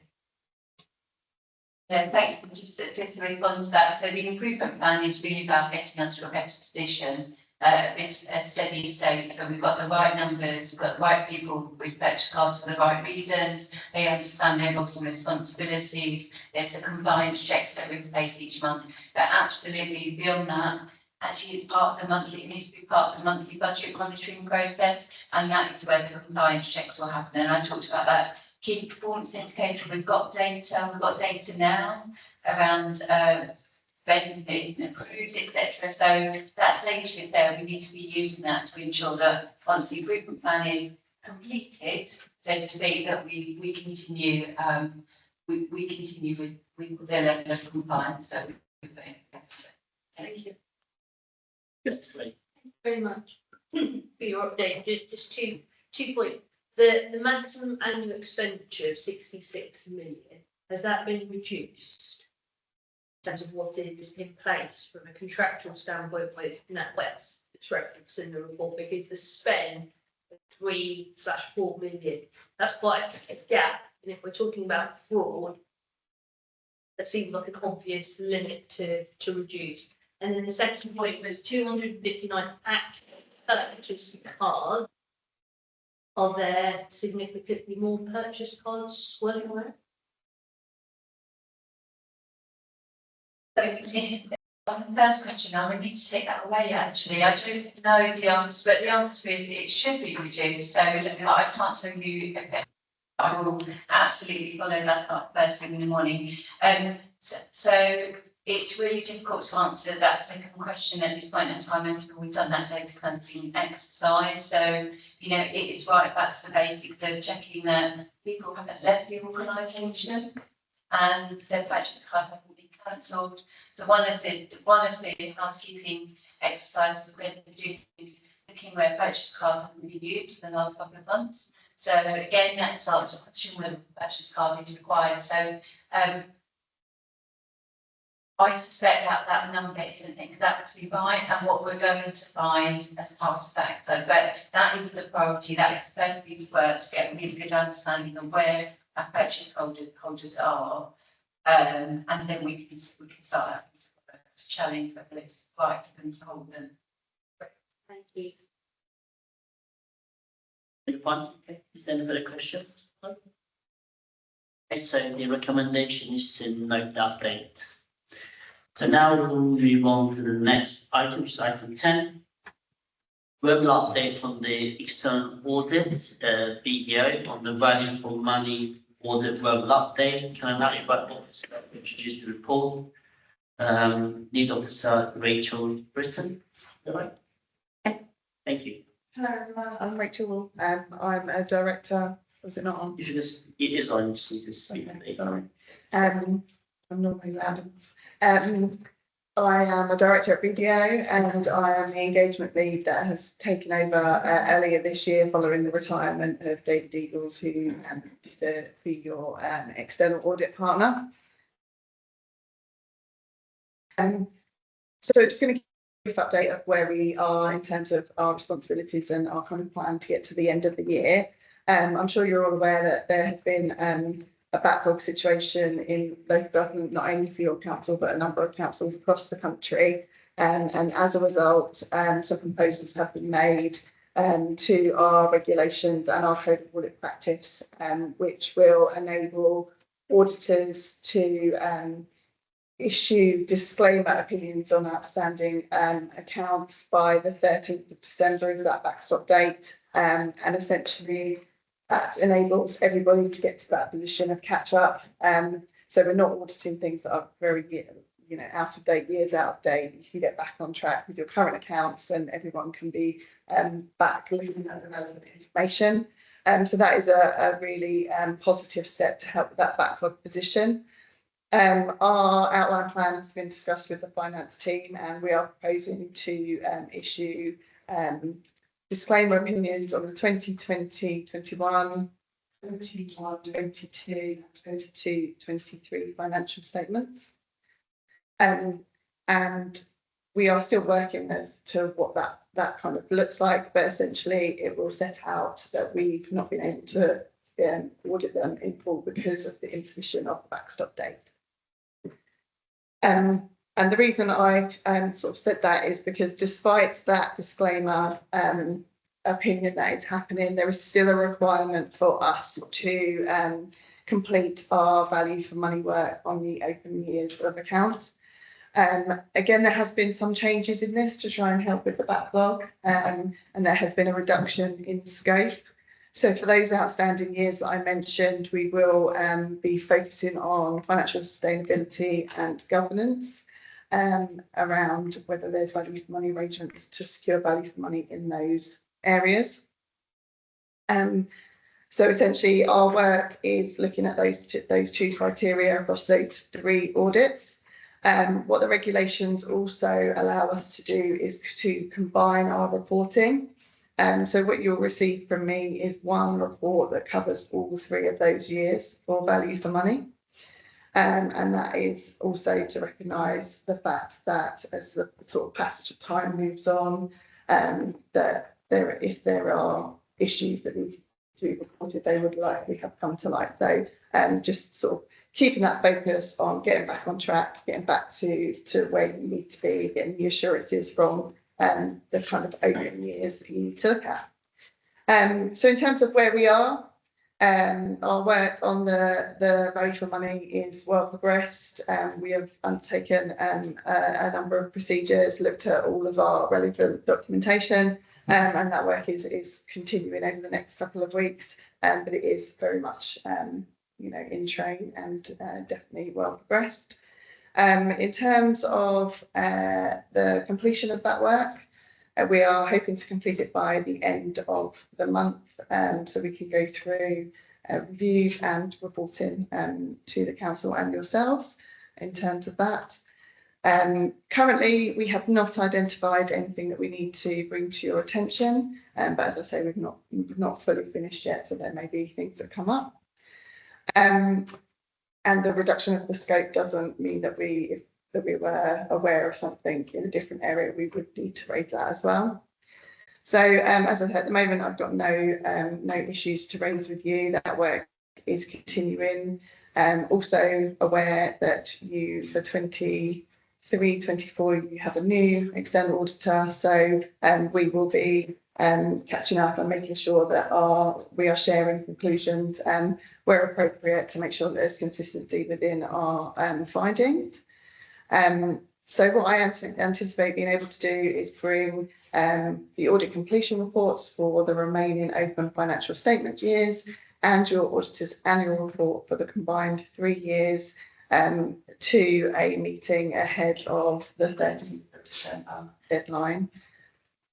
What I'm also doing is formally writing to the council to set out my plans, confirming those plans and the timescale to get us there. And I will ask for that to be shared with the committee members as well, so you can see exactly when things are going to be happening, what things need to happen in order to make those 30th of December deadlines. That was all I was going to say as a quick update, but obviously a lot going on, so happy to take some questions. Thank you, Rachel. So can the questions be relevant to the topic right to the video? Thank you. Thank you very much. First of all, maybe some questions at this stage. Are you happy with the council's officers and with the support that you get and everything, or is there something you want to advise us, or or the council in general? I mean, are we doing anything possible we could be doing to deal with this problem? Second question is a very naive question. Money for money, what it means? Exactly, practical terms. And I was wondering whether you can give me some idea what exactly you're talking about specifically, and whether you're only talking to officers, or are you talking to councillors, are you talking to members of the public, or anything like Okay, so in terms of your first question, obviously I've only recently taken over and there's been quite a few changes to the staff in the finance team as well.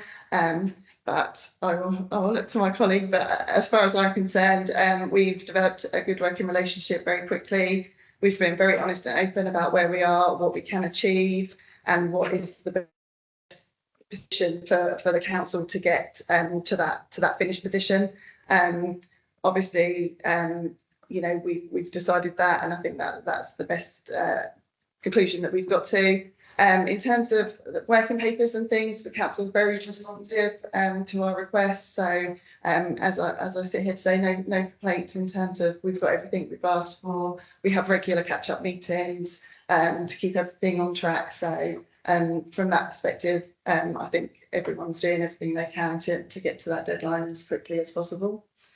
In terms of value for money, so what we do is we don't actually assess whether what you do provides value for money. What we look at in the external audit is that you have arrangements in place to secure value for money.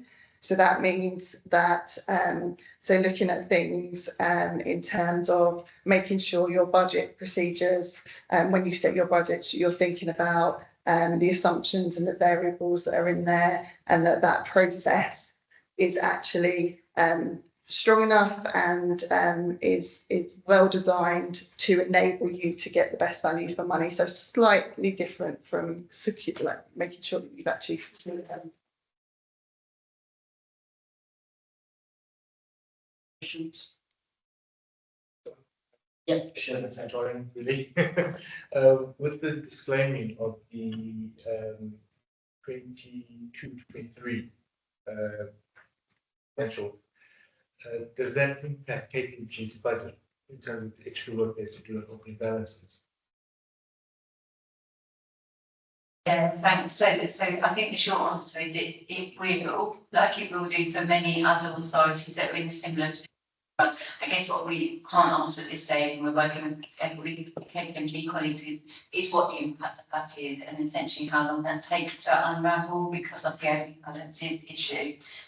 So the answer is yes, but we don't know the true extent until we obviously, I think until BDO colleagues have passed over fully any findings to KPMG colleagues, and then we can work that through. So we may have further to update you. I mean, it's still quite early, I'm going to say early-ish days with the 2024 audit, but it has been underway for quite a while, but there was still a lot of work to do. And that's it, I believe, I'm looking at Rachel, I believe we are still waiting some final guidance on the disclaimers, both in terms of the wording.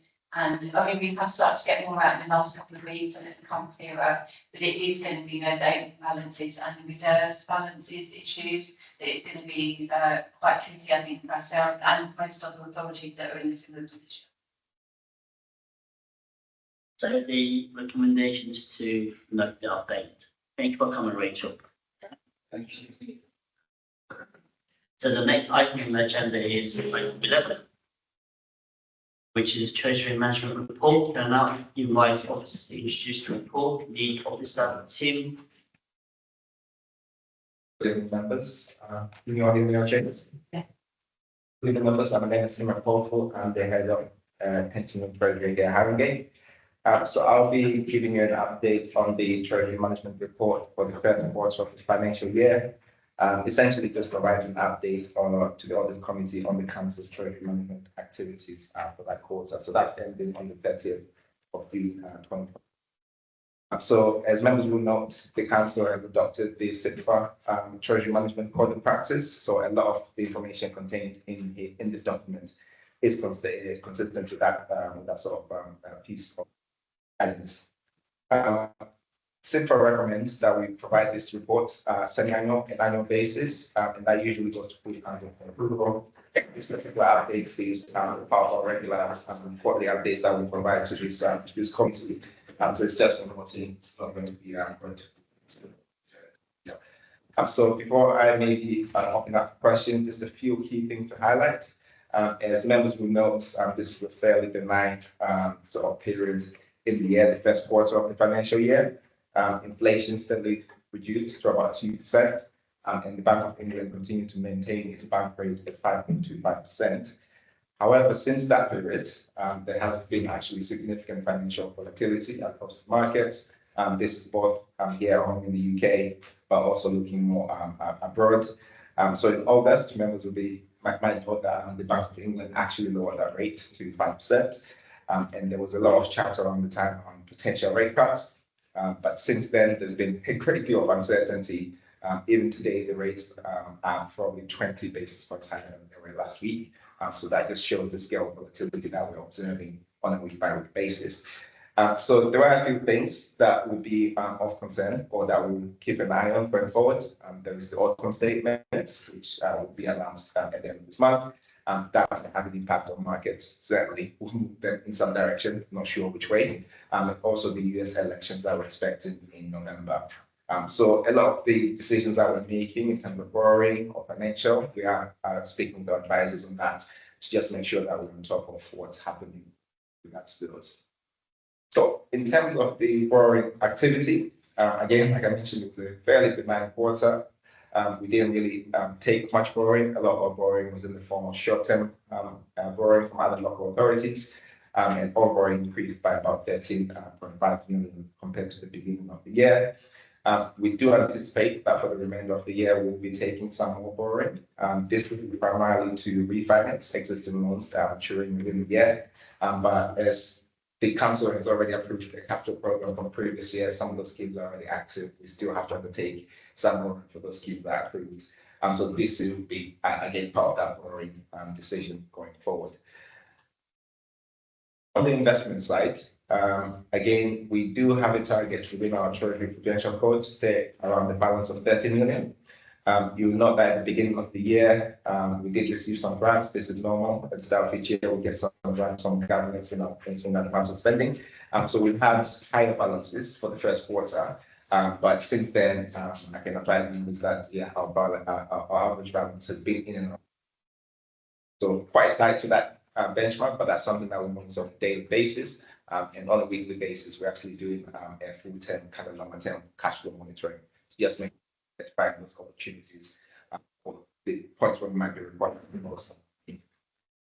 In the table on page 38, it just shows our rates of investments that we've been able to generate so far this year. Again, with the Bank of England reducing those rates, the amount we'll be able to get from our deposits will reduce. So that's to highlight that at the start of the year, it was 5.19%, but over the course of the year, we probably observed that rate slightly that will reduce it. And then the final thing just to point out is in section 8 of this report, in appendix 1, it's just all the treasury management activities were carried out in accordance with the CIPFA code, but also the approved treasury management plan. So with that said, I'm happy to open up for any questions, Chair. Thank you, Tim.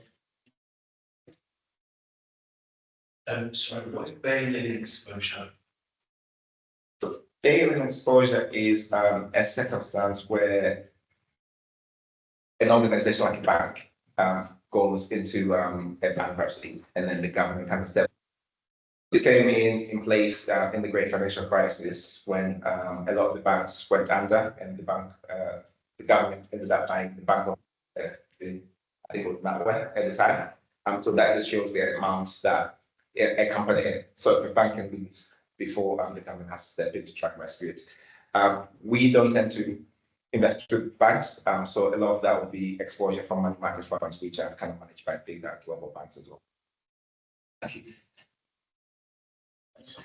I just want to ask a quick question about the issues around volatility of the markets. You talked about that in terms of national and international concerns, but we know that the impact in our borough is more severe, particularly on layers of people who are unemployed because they're higher than elsewhere, and also people who potentially might lose their homes and then put pressure on us in terms of housing. So I just wanted to know how far that impacts on the decisions that you end up making in terms of treasury management and the likelihood, you think there is, of more cash being needed in the organisation to deal with those issues. We already know that budget forecasts have not been met because of some of those issues. So I'm really asking about what's going to happen between now and then, and have you accounted for the different? So I can't comment on the specifics of kind of the different, I suppose, revenue impacts. Maybe Terry can kind of comment on those. But from a treasury perspective, there are essentially two main things that we look at. The first is the cash flow. So we observe the patterns that we've seen so far this year, how the process of in cash, and part of that overspend will be part of the cash generation. And then the other thing we look at is how the capital program is being delivered throughout the course of the year. And those two things inform the level of borrowing that we need. There's also the refinancing that I mentioned before that will be part of the cash flow. So we do know some of those loans that must be due. So we know that there'll be a requirement for us to borrow. And in terms of any additional borrowing, that will really depend on how quickly that capital program is evolving and any other in-year decisions that might be made to sort of slow it down. So those are the two main drivers. And for the team and working closely with our advisors is when it's the best opportunities for us to take that borrowing. So, for example, if any of these factors that we're expecting towards the end of this month result in dramatic reductions in sort of the cost of borrowing, we are sort of prepared to go out and take more borrowing than ideally we would, because we've got like a plan for each month how much we need. So it might take some more. I think that's just a market movement.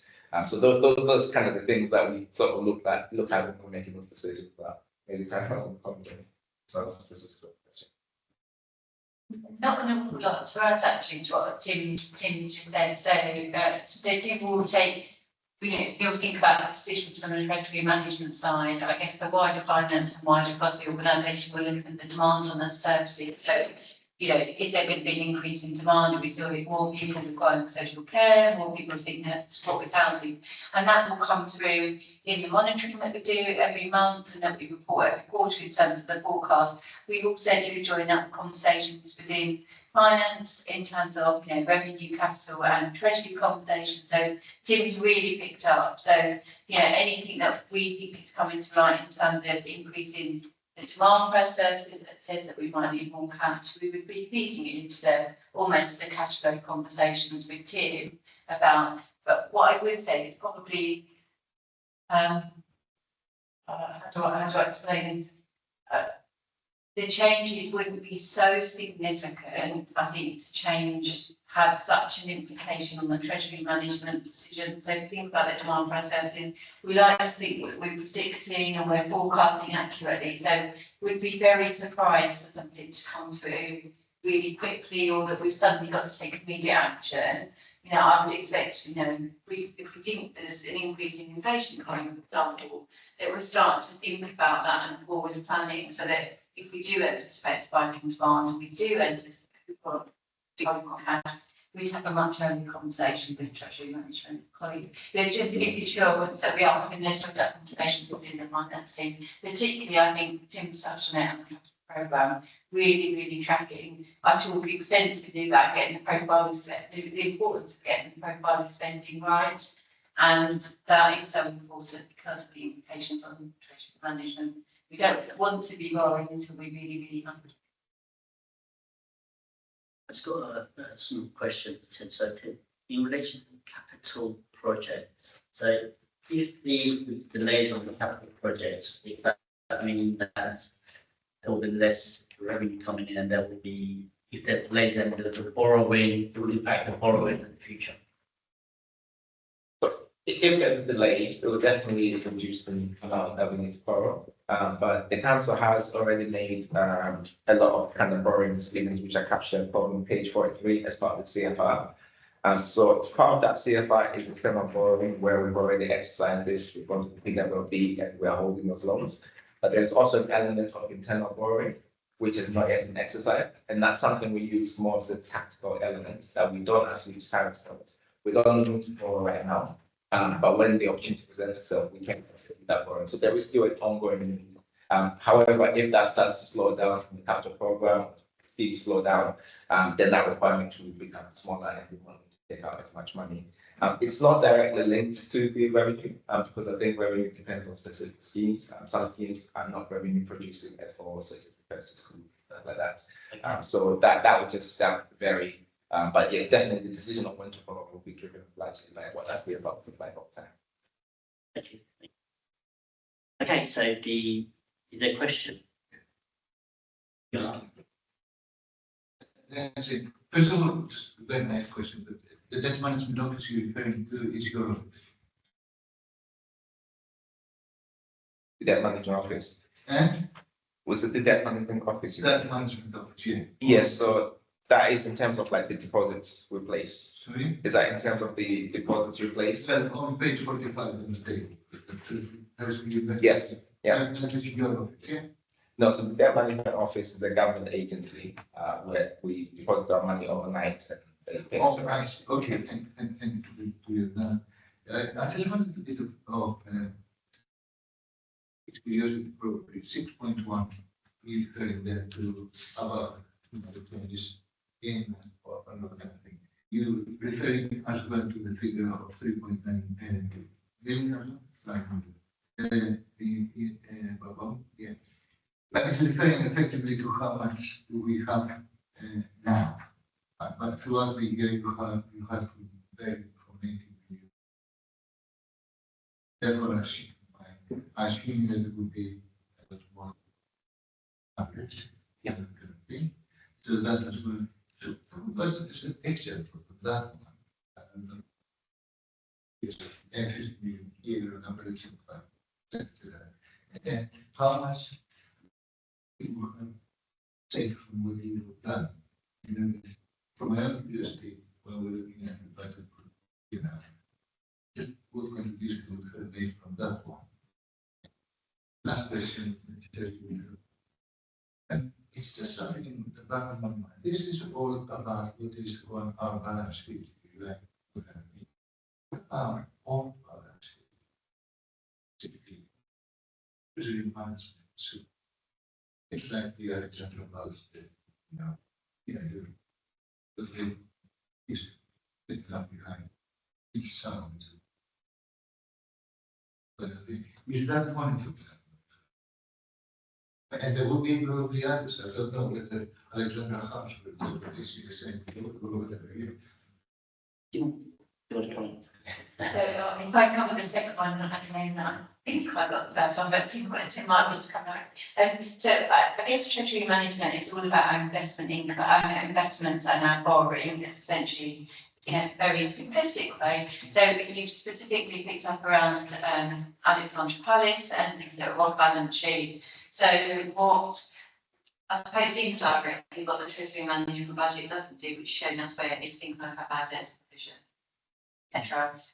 So I mean, you could argue that a reduction in the bad debt provision means more cash that we've got available to invest, but it doesn't directly impact on the decisions and the investments that you make. So it absolutely monitors, it's all within the budget. It's not specifically within the treasury management. So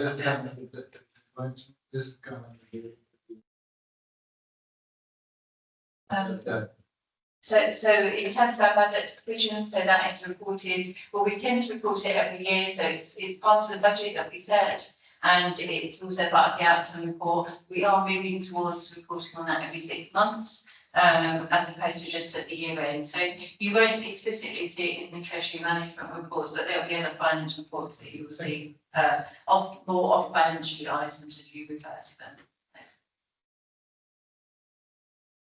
Yes, I think what your first question, if I understood it correctly, is more around how the 50 million has come about. So the 50 million is essentially an assumption of where at the beginning of the year we thought our average cash balance would be. So last year, for example, I think we averaged something around 70 million, I think, over the course of the year, because we received quite a lot of grants at the beginning of the year and spent them. This year, we've not had the same fortune. We've not had a lot of grants at the beginning. So at the start of the year, we had about 83 million, but we're now seeing that that balance is actually much lower and closer to that limit of 30 million. So I would expect that over the course of the year, we'd expect average to probably be slightly below the 50 million balance. However, the rate that we're still able to invest still remains higher. So I think that's where to my comment that we're still expecting to be on budget. So even though we're expecting the budget not making above. I would not think we'll be able to make about the budget this year. Last year we made considerably above the budget. But I think this year the focus is a bit more tighter. So yeah, there won't be that much flexibility. There might be room for us to underspend on the interest side, but again, that would depend on how the rest of the year. Thank you very much, Tim. There's no further questions, okay. So the recommendation for this item is to note the treasury management activity undertaken during the financial year to 1st of June 2024 and performance achieved with this attached appendix 1 to this report. And to note all the treasury activities were undertaken in line with the approved treasury management strategy. Thank you so much, Tim. So now we will move on to item 12, which is the corporate risk management policy and corporate risk register. Can I now invite Dr. to introduce the report, Minesh Jai. Thank you, Minesh. Thank you, Chair. So under your terms of reference of the audit committee, responsible for providing assurance on the adequacy of the risk management framework and for receiving and noting the corporate risk register. So my paper to you this evening captures both of those. And just to delineate one specific element, the committee here is not responsible for the management of the individual risks. That rests with officers in the committee. They manage the risk, but you're tasked with overseeing the totality of the risks that the organisation is trying to manage and the framework within which that management is actually happening. So in that regard, what I have brought to you is the risk management policy and strategy.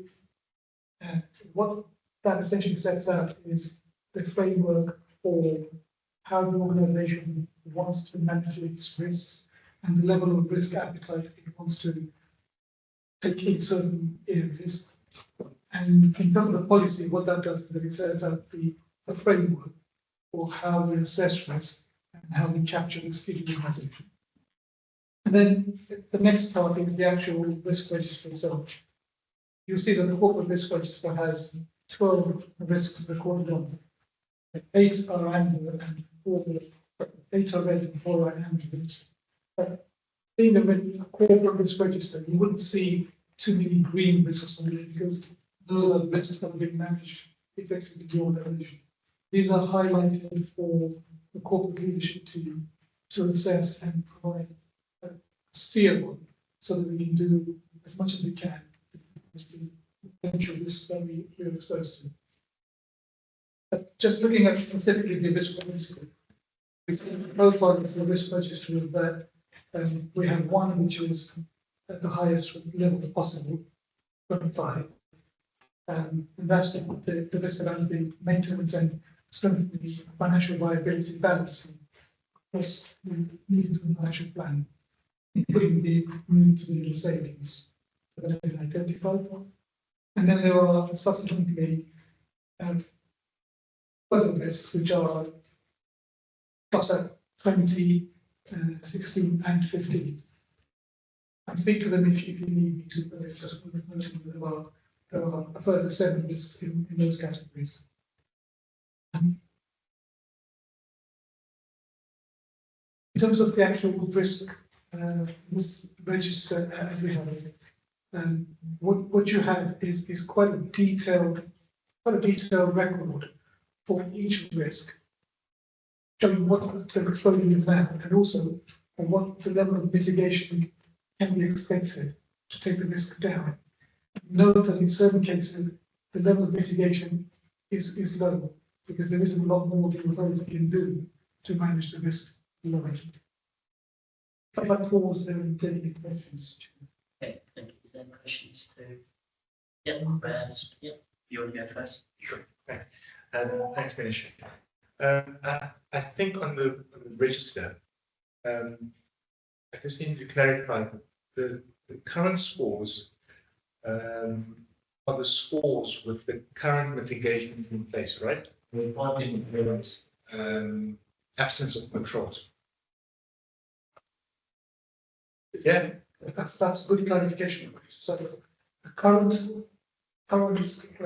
score is taking note of what we already have in place to manage the risk. The future score is if we do more, what does that look like in terms of future exposure? Sure. Okay, that's good. So based on the reports that we had with known and limited assurance, I've mapped those reports to this 5 and 8. Maybe roughly, and it could be wrong. So are we happy based on those reports that the risk ratings that in the mitigation we say, and I talked to one of the mitigation that we had the opposite talk around the quality assurance system. What we heard is that their quality assurance system is misaligned to what Sterling thinks of. So the overall question is the mitigations that we say we documented that are in place. Are we happy that those are actually reducing the risk to the current state?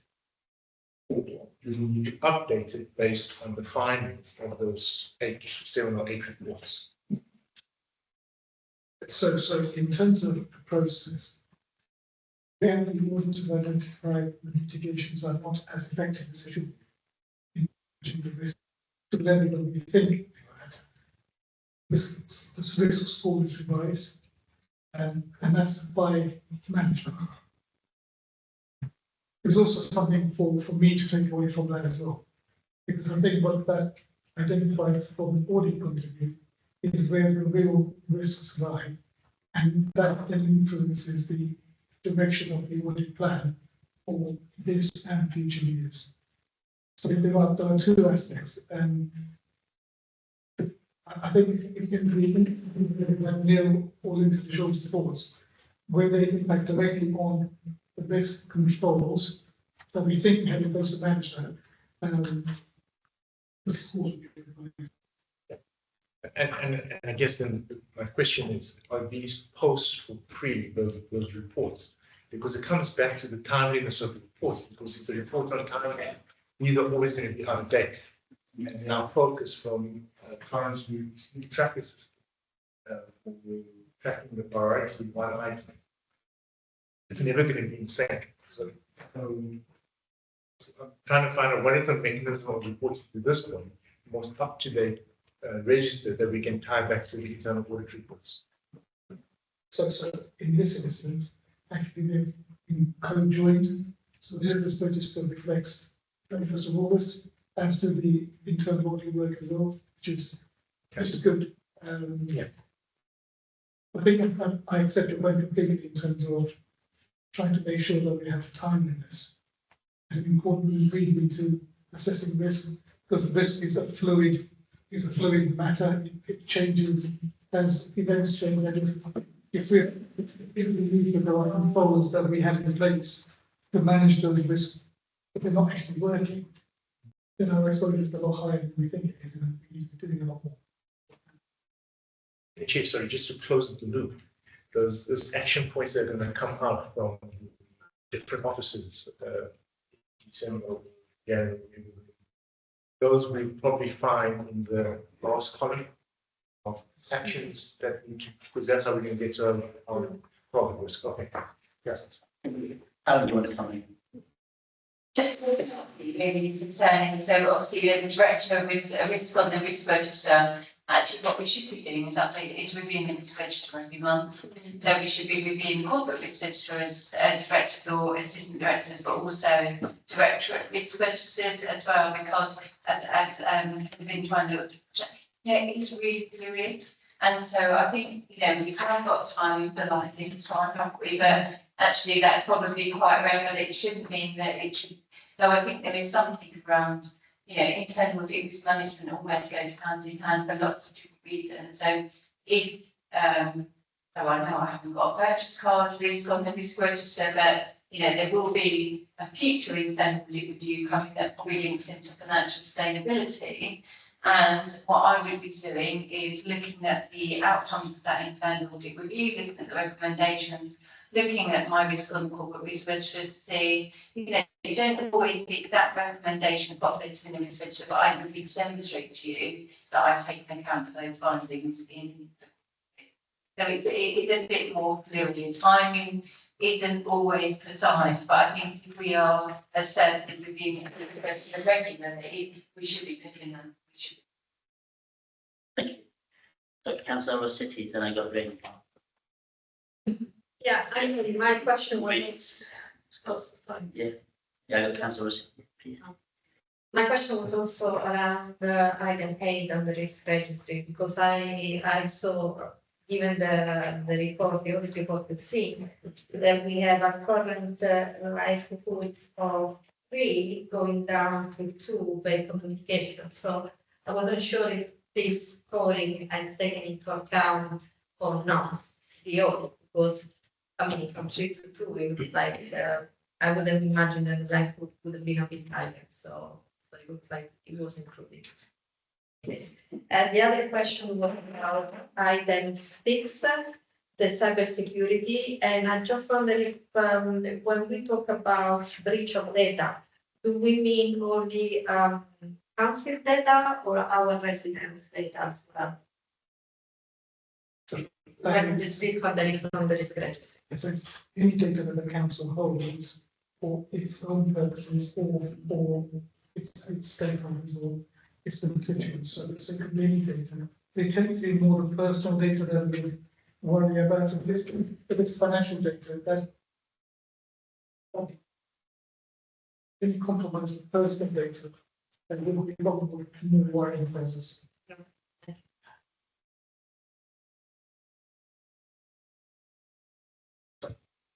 You have to ask your question, Karen. Oh, yes, yeah. Don't go to items at the time to, okay, but you're next.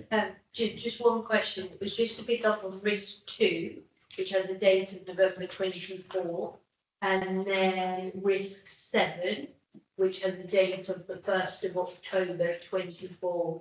So do we have confidence on risk 2 that it has moved or imminently moving to 8? And then on the fusion, that we are already at 6?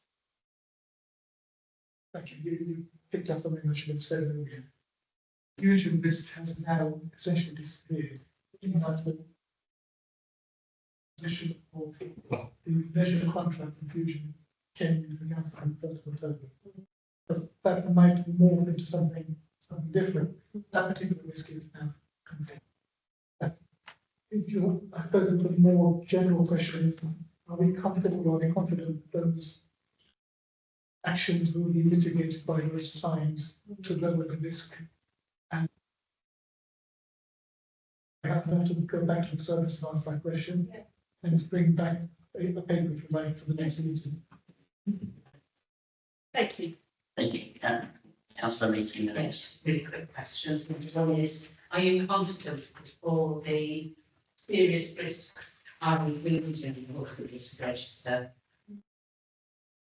So I think I've taken steps to ask people to comment on the risk register to make sure that we've captured as much as we can. So this is back to the unknown type scenario, where I think everything that we know is on here. We can never be absolutely 100% sure that we've captured everything. But I think it's been able to capture as much as we can. And I think the range of risks we have here tends to be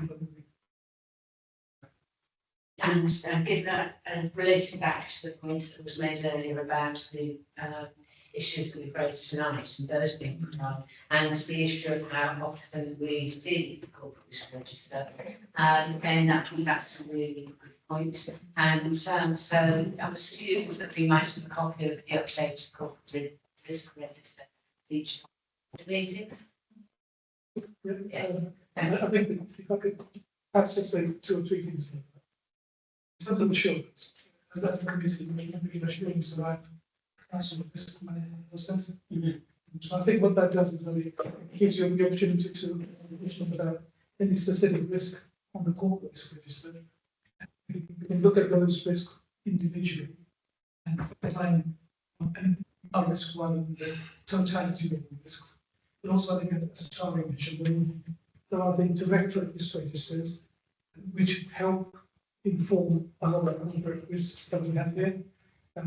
Especially the way the escalation works is that anything at the directorate level, which the directorate feels needs to be raised more corporately, because it needs that level of input, is then raised at that corporate level for consideration.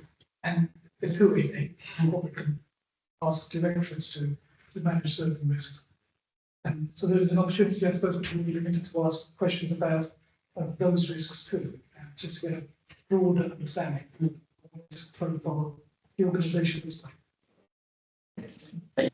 So I'm going to read the recommendation for this report. So the recommendation is the audit committee is asked to approve the council's corporate risk management policy and strategy, and the audit committee is asked to note the corporate risk register as at 31st of August 2024. Before I move on to the next item, we still have 3 more items and we're almost at 9:30. So can I we may finish it before 10, but for the remaining, we need to suspend standing orders so we can actually complete this agenda. Can I ask the meeting to agree that we suspend standing orders so we can continue after 10? Well, we have to finish before 10, but if we can extend it, if we can suspend it so we can hear. Yeah. Okay. But we only got 3 more left, but we don't want to pass that threshold. Is that okay? Yeah. And we've got officers are waiting, so we might just, yeah.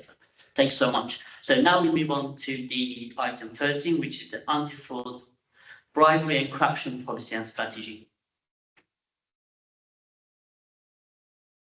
Is that, and that's the one issue. Item 13, this is the anti-corruption progress report.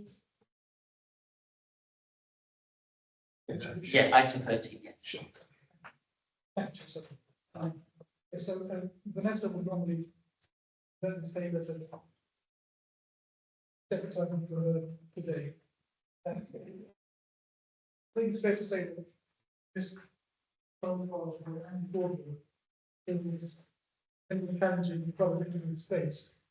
And what this data does is I think it gives you an underlying field for all of the different ranges of anti-fraud work, proactively and reactively, that Vanessa and her team are dealing with on a daily basis. So the paper that you have identifies really the key strands of risk as we understand it in the fraud space, and particularly around sort of the key areas. So housing, you've got some information about the housing fraud risks and stuff the team is doing to try to manage those risks. And enforcement around blue badges, some social media activity around direct payment and various care providers, and some proactive exercises around the National Fraud Initiative, 2 specific projects around temporary accommodation and when we've been informed of aspects that people may have when they come to us for help and social care. And for those, just conscious of time here, so I'll say that and pause.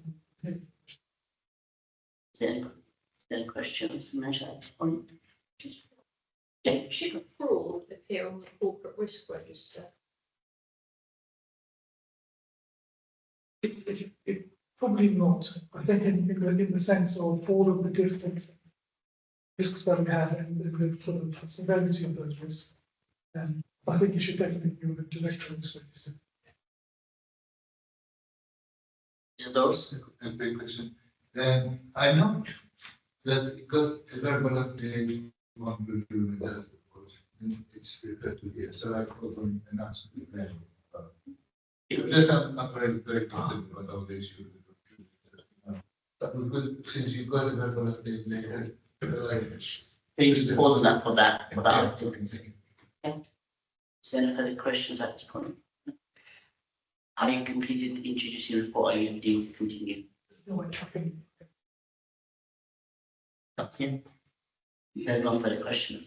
Okay, so the recommendation for this item is for the audit committee to note the activity of the fee during Q1 24-25.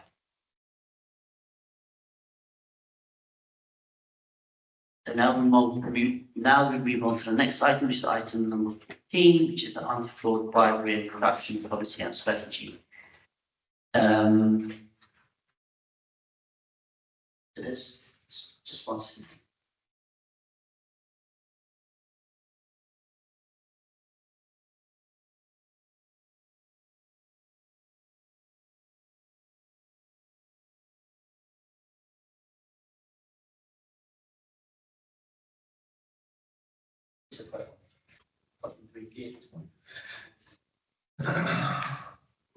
Okay.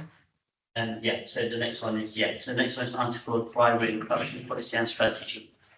And that's, so the first one was in quarter one, item 13. The second one, after that is item number 14, which is the anti-fraud, bribery, corruption policy and strategy. Is that you, Manish? Okay. Yes. Thank you. So, council has framework and mission statement essentially set about where it's guidance from anti-fraud, and it demonstrates that through the anti-fraud and corruption policy and strategy.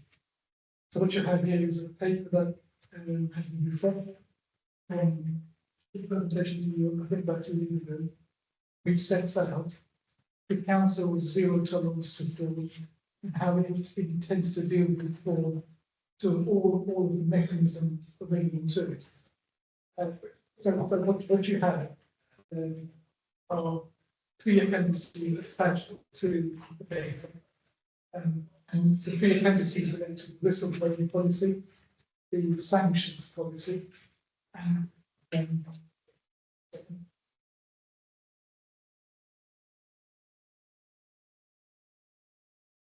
money laundering policy, and collectively they set the framework for how we intend to deal with fraud and data patterns. The point to note here is that in substance, the policy and strategy haven't been changed dramatically. They have been updated for guidance that's been issued by the central government. The standards expected of anti-fraud work, and the manner in which we've set up the paperwork for the strategy is consistent with the typical guidance on how we should pursue fraud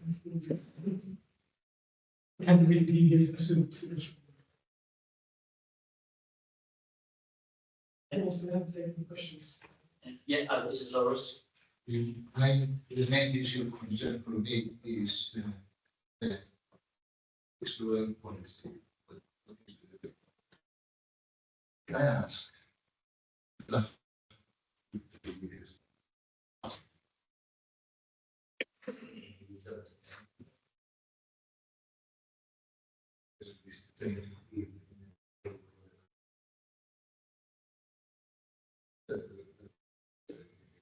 And secondly, how do we advertise it?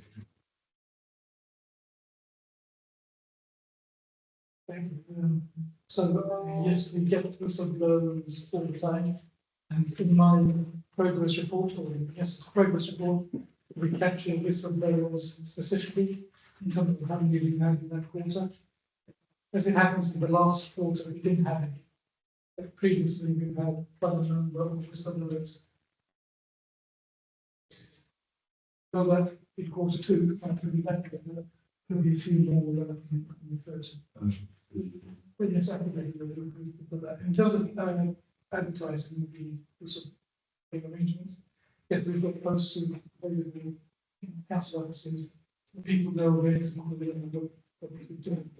And this committee of the role it has is quite a part of the role, because once you endorse that, this policy, you put that on the intranet so that people who are looking for information.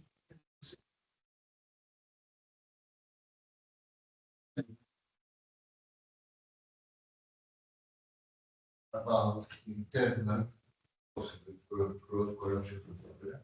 Which can apply also to our suppliers of partners. So I haven't read it, but I haven't read it. this sort of policy is more geared towards staff, audit protection, optimization. But the same principles are used for anybody else who wants to raise any concerns with us about our practice. In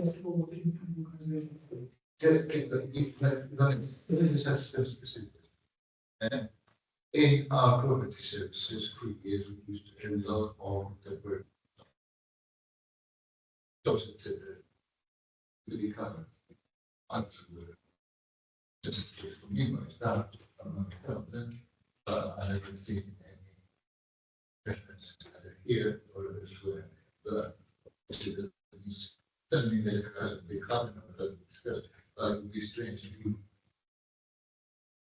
So yes, I look at if we have agency workers or contractors working for us, they want to raise any concerns with us. Yes, that offer is available as it would be on the staff. But you're not aware of any company having come in the last 3 years. Those consultants, particularly, there are many number of jobs within the company. So with the whistleblowing policy particularly, a lot of times when people ring up, they wish to remain anonymous, they don't want to be identified. So, and I don't ask for them to identify themselves if that's the wish they have. So a lot of the times, I don't know who's actually raising these issues with me. All I know is that someone's raising concerns. And that's reaction to that. Thank you. Can I just get confirmation as well that we are following closely the developments of legislation on the Hillsborough Literature Canon that will be coming in on authority, which will be quickly outlined. As I understand it, so within the King's Speech, the government have proposed the Hillsborough Law, which will introduce a duty of candour, which will oblige workers within local authorities, government, and so on, to effectively whistleblow early on, or they will become responsible. Obviously, we're in the early stages of that legislation, but with this being reviewed every 2 years, I would anticipate we're going to need to be responding sooner. And so I think the earlier we are following that and developments within it, the better. So I think I can give assurance to this committee. So is that Anita? Anita, do you want to come in? Yes, I would just say that we are mindful of legislative developments always. So when the government produced, we had the King's Speech, the legislative programme is outlined. We keep an eye on that and we monitor developments as they go forth generally. So we do that in legal services, and obviously got a range of expertise within the team. But also I know that the directorates themselves will receive directly updates from the government through the channels. There'll be chief officer letters sharing updates about legislative developments and guidance which is associated. So yes, do please rest assured that we are mindful of the duty of candour. I mean, to be fair, there is already a duty of candour in public law. It's already a concept that exists, but we are mindful of the developments coming forward as well. Thank you, Anita. Yeah, any further to add on to that, Manish? So what I was going to say was, what normally happens is with these legislative changes, they come through some professional lines, such as SIPFA or some other professional anti-fraud organisation, and we capture our policies through that. So as I say, rest assured, we'll make sure that that is So effectively, there is legislation coming that says it's a duty, so that you did not something you have to do. Doesn't mean you are, and I think that's roughly what we're talking about, unless I'm saying fully. So it's making adjustments to that possibility, making sure people know it, and protect it, and whistleblowing or whatever else it would be. That I think my quizzical look earlier probably gave the game away and said that I'm not too familiar with this piece of legislation. So let me go away and find out a bit more and try to answer your question, Councillor Keith. Just a little add on, in your defence, I don't actually think it's been laid yet, so you would not expect to know what is in the legislation. Yeah. Thank you, Nesh. So the recommendation is for this item that the audit committee reviews and endorses the corporate anti-fraud, bribery and corruption strategy together with the appended whistleblower policy and sanction policy. Thank you. So I'll move on to the next item, which is the, hold on, there's another set to note the further policy to be presented for the approval at the next meeting as it was not available for the movement agenda. Right, so I'll now move on to the next item, which is item 15, the procurement work update, and now invite the officer to introduce the report. Yeah, thank you. So there's no report with the agenda today, but just wanted to take the opportunity to update of where we got to. So at the last meeting in July, the committee received a written update, written report on the progress review implementation of the new procurement system. At that meeting, I think quite rightly, there was a number of questions that were raised about progress with the implementation, the organisational readiness, the budget position, which we were not in a position to be able to answer. So at that meeting, you heard about a review that was underway at the time, which was due to finish imminently. And the action was that I said that I would bring a fuller update to, and the intention was to bring it to this meeting that would cover, not just the update on where we are with the implementation of the procurement system and all aspects of that, but also generally about some of the work that I'm doing in terms of the procurement space and improving compliance and some of the look at contracts, etc. And therefore I felt particularly with the forthcoming procurement act that was due to come in at the end of October, that would be quite timely that I bring all together in a single. So you haven't received a written response today, which hopefully the reasons will become clear in the next kind of minute or two. But I will absolutely bring a fuller update to you, hopefully before December and reasons why.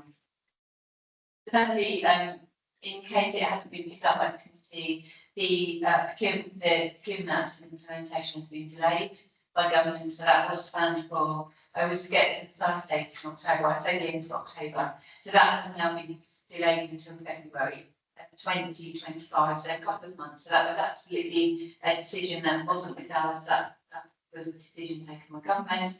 What I would say, and probably when I spoke to you last, and both myself and colleagues spoke to you last, we were still waiting for lots of information in terms of what it really meant in terms of procurement out of the way, lots of guidance.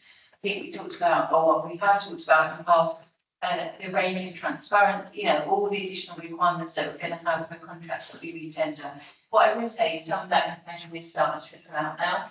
So we're starting to get a bit more guidance, which means that we can prepare much more for the procurement act. But we are now proceeding planning for, I'm going to say we are intending and expecting to be fully by February 2025, which is when it comes into enact. There are some quite significant changes, not just in the Haringey, but across local authorities. I suspect there will still be some changes that we will still need to implement during the course of 2025. We may not really be there, but we will. When I'm giving a fuller update, we'll have a very much from the expect to be compliant with that. So, which brings me on to the procurement system, which I know is essentially where you wanted the update on. So, just I suppose a point for me, and I tried really hard to kind of drill this message home internally as well, is that the procurement, so we quite often link the implementation of procurement it's obviously getting paid. I really like to link the implementation of the procurement system with the compliance with the procurement act. So what I would say is it absolutely supports it, but our compliance with the procurement act is completely not resting on this. It's just a tool to help us with the compliance. So given that it has been delayed until February, the procurement act, I think it gives us a bit more time, and I'll come to where we are. But I think it's really important that we remind ourselves, and that's why I wanted to bring you a much fuller update of procurement, is that the implementation of the system alone will not make us compliant. there's a whole load of other changes that we need to do. So the review that I mentioned last time, and you know, I said this when I think I was 2 months into the role at the time, back in July, and absolutely this is where I thought we would be, was it was going to be a very short, deep review into where we were with the system implementation. I think I sat here back in July and said it was due to finish the following week, and therefore we would be able to review the following that review in a much better position today. However, there's always a however, I'm afraid, and that review remains underway at the moment. So what has been identified is that the scope of that review is much wider and complex than what we anticipated. And then, as I say, at this particular point in time, it is still underway. One of those reasons is, or two of those reasons is, one is because actually what we started to uncover was that it was much wider and complex than what we thought. We thought it was a short, sharp review just to give the position of where we were. But also, I think we alluded to this last time, was actually it was proving really difficult without access to be able to prove that the system meets that requirements. So we've been doing quite extensive work over the last couple of months in terms of that. So I think from my perspective, and I've got experience, it seems to follow me around, I think, in terms of system implementations. I have caused us to take a little bit longer in that review process because it is really important that we get a system that is right for the organisation and meets our requirements, and that we are organisationally ready to embrace that system. You know, I always say anybody can press a button and go on the system. If the organisations are ready to embrace it, then you know, it's just another system. So we're currently working with the supplier. So what I should say is what that review has identified is that some changes that we need to make both internally and externally. So we're currently in discussion with the supplier at the moment to develop a revised delivery plan implementation plan. I appreciate this is absolutely far from an ideal position to be reporting to the committee. I don't think I can sit here and give you the assurance of when the implementation date would be. However, what I can give you the assurance of, and it's the assurance that I need as well, is that I oversee this implementation going forward. And the assurance is that we are absolutely working to try and get to a revised timeline and a revised plan that you can have some confidence in as a committee. And also I've got some confidence in that we're ready as an organisation to introduce the system. So, you know, once these discussions are complete, like I say, both internal and with the supplier, I'm subject to us reaching an agreed plan, then we'll bring you that further update. So it didn't feel appropriate to bring you a half of an update, but equally wanted to be able to give the committee a further update given the commitment that I gave at the last committee meeting. So of course, if anything changes between now and December, etc., we can certainly give some further updates through the chair and keep you updated. But that, unfortunately, is the position that we're in at this precise moment. I'm happy to take any questions. Thank you. So is it Doris or and I agree. 1 second says yes, I got it. Is it Doris? Yeah. Question. Well, thank you for you just highlighted it. So what you not aware is something that we are in the beginning. The point that the last meeting was 3 months ago, and we know next week we're gonna have the nothing different, nothing. And actually some of us at the time I remember say, my voice is not gonna be different. I'm just being very, very blunt because it's kind of ridiculous now that we don't, and we still don't. Look at it. You are probably in the same position that we are right now, and you'll have to find a way to get it through. At the moment, in other words, is linked to the government legislation, but it's not independent. We would need that review in any case before. We need to have a lot of conference, everybody around, one way or the other. We're working quickly. And it's one way or the other, month past by, nothing is happening. But I think it's good to be put on the record.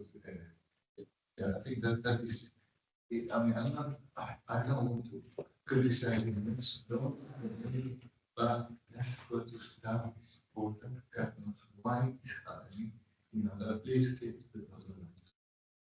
I just want to raise it today. We've got to get that things. Working, at the moment we don't know, the data transfer still is not working, those will go for practically, it's just every, but this again and again. Thank you. Please, yeah. Just come back with you really to acknowledge the comments and I really appreciate, I mean, I even sat here in I last July most promising an update because I genuinely thought the review that was underway was due to complete and I think I said next Friday or within a week's time. I suppose it was really important that to uncover the true position of everywhere that we actually did that thorough review rather than almost coming with what we hoped was a revised timeline only to then come back to the committee a couple of months later to say actually it's now been delayed again. But I absolutely appreciate it. I think it's been going on 2 years, I think, is the implementation of the system. Just in relation to your second comment, and it's a tool, the system will support us with being compliant with the Procurement Act. It will make life easier. It will help us with the reporting, it will help us with the procurement processes and the tender process, etc. So I truly believe that system will support in that. And I think I've spoken a number of different forums about the work that we want to do about all of our contracts, making sure, going back to the compliance, that we've got good compliance, there's quite good forward planning. That system will support that. So I truly believe we do need to just take some time to make sure that we do get a system that is right for Harringay. And like I say, I've had experience before that if you don't, it's been, but also what these Council Bank did the project, we need to take the lessons learned. So I haven't done the lessons learned exercise yet. And you usually do that at the end of the programme, don't you? But actually we need to take some of the lessons learned over the last 2 years. Because it won't be the last system implementation that we do, because that's the very nature of where we are, that we take the lessons learned and we put it into anything future. But also these projects, alone. I can't change history and I can't look back, but you can absolutely hold me responsible for the success of this going forward. So yeah, it's really important that I can give you the assurance around any future plans. Thanks, Adam. Sorry to make the point, Karen, but I appreciate the assurance that it's going to be a timeline that we can rely on, but I wasn't participating, though I was observing at the last meeting. But that promise was also an assurance that we thought we could rely on, and I just wanted to understand a bit further the difference between a week and 4 months later. It's still going on. Is quite considerable, and is that because the officers that reported back to us in July were unaware when they came to audit committee of really what the situation was, or is it that the committee wasn't fully told of what officers were aware of? Because neither are great, because they were specifically coming to give us an update, and therefore we expect them to have done the work in order to know it. But just clarity on exactly why we were told that and why it's not really useful. So the review that was planned, I think it was over a 2-week period, so it was a really short, sharp review, and I think when we came to committee, we were only halfway through. So it's probably neither. It's probably the latter of the cases in that actually it wasn't until we really got into that review in that second week that we really started to further questions that were asked in terms of they needed a much further deep dive into than what we'd originally anticipated. So, it is 4 months later, it is still underway. We do need to prioritise this. That's the other thing. So we, additional, one of the lessons learned for any any system implementation needs capacity and resources to be able to deliver. So we have now got some additional capacity to help us drive this forward, and that is a really important aspect. So there's been quite significant progress that's been made over the last month. So I think we genuinely didn't anticipate some of the conversations and discussions that we need to be having, which we have been having over the summer, when we came to audit committee back at the beginning of July. Yeah. Thank you. So that's it, but this is a priority for you to get this. The next is. Thank you. Thanks, Ray. Thank you very much for the transparency with which you're communicating. I guess the elephant in the room is what does this translate into budgetary overspend or cost overrun? Because any delay equates to some financial impact. So it probably wouldn't be appropriate for me to quote the figures, but we have that is the work that is happened. It's quite rightly, I hope you would expect me to be asking those questions as the Director of Finance here, in terms of the spend today against the budget and the budget remaining. So the current arrangements are across a 5-year period. So there was a budget for implementation and there was a budget for ongoing maintenance over the 5 years of the contract. So we all of that would absolutely cover it. It would be difficult for me to say that delays in the project don't have any budgetary implications, because we all know that is the case. So the report that I'm reading will set out exactly spend today against the budget that's been approved. I can tell you that we're still within the overall budget over the 5 years, but there is further work we do. Realistically, and again from experience, it is really difficult to do an accurate forecast until we've agreed a timeline for delivery and implementation, because of the resources that are required in terms of kind of project management, etc. So that's the bit of the unknown at the moment, and it's the revised timeline that we need to finalise before we can possibly the forecast. Just on the paper that you bring, could you help to quantify what the savings were that this system implementation was going to achieve, or certainly what it was intended to achieve at the point at which the project was signed off? I will include that because I don't know the answer to that, so I'll go back to the original business case, but yeah. Just one through the chair. With great respect, you were the former chair of this committee. So just to know that in terms of that savings, that should be part of the report. So you got a quick question on this particular item before I move on to the rest. No. Quick one. It's not just about the financial savings. There are also about things like products going out to extensions, weaknesses, these are the questions of whether we want to deliver to them. Maybe good reasons for each one of those, but we as councillors that's what we don't have. So it's not just about the money, it's about the thing. It's also about that issue. Thank you. Thank you. Yeah. So that's you want to come to that in terms of the ethical confidence in the procurement as a whole. Yeah, so just briefly, and this is some of the agreements in terms of wider procurement that we are looking at almost beyond the system, which is just before. It's around that compliance monitoring and reporting. So looking at contracts that are coming up, really reducing the number of extensions or waivers, etc. One from a value money perspective, but also a compliance perspective. What we do need to do is use the data to help us to inform that. So I will be establishing a new governance process and procurement board where each quarter we'll be looking at the contracts that are coming through the pipeline. Now, obviously, fundamental to that is a robust contract register. So we'll just be doing, just a housekeeping exercise to start with to ensure that we're capturing as many contracts as we possibly can. But that's the wider procurement improvements that we want to be putting in place when we are spending, a large number of billions with on contracts and third party suppliers. Okay, thank you. So I got rest, then I got Councillor Mason. Actually, sorry, I think just to reassure you, the story is not following you. You've seen this sort of play out far too many times. I guess my question, and I wasn't clear in the last meeting either, what the scope of this review is.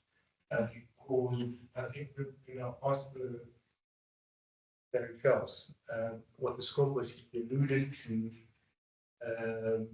a review of whether the new system will meet our requirements. And I thought, and I think I said it, that at this point in the game, it's a bit late to do that review. So the whole purpose of the audit committee, one of the purposes is for officials and to use our expertise. So if we don't understand what the scope of the review is, if we get the results and the results are not what we expect, it's kind of difficult for us to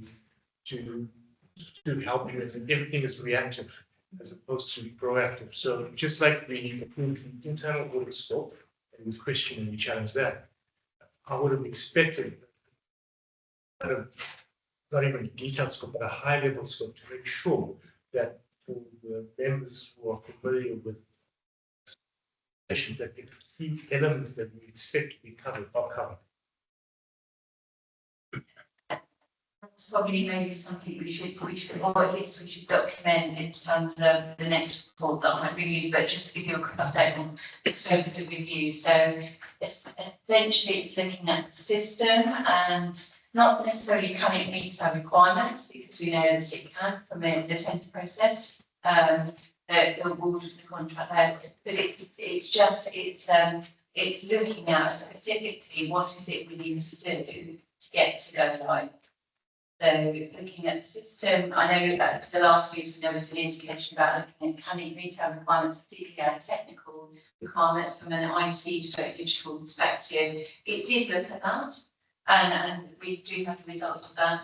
I think the scope is more wider than that. What is it we need to do to get us to go live? I think that is a fundamental question for me, and that is both from a system perspective, but also an organisational readiness perspective, which brings in a whole load of other aspects such as training, getting the organisation ready. So that's why I suppose it's probably, maybe that is one of the drivers for the increase in time. It's probably broadened out. It started off as a very discrete review around looking at, does the system still meet our requirements?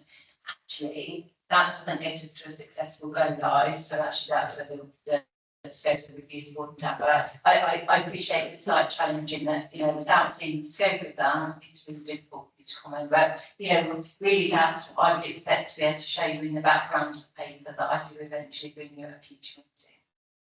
I think just so I think at the beginning of the year, first person introduced that we go in friends by I was an officer.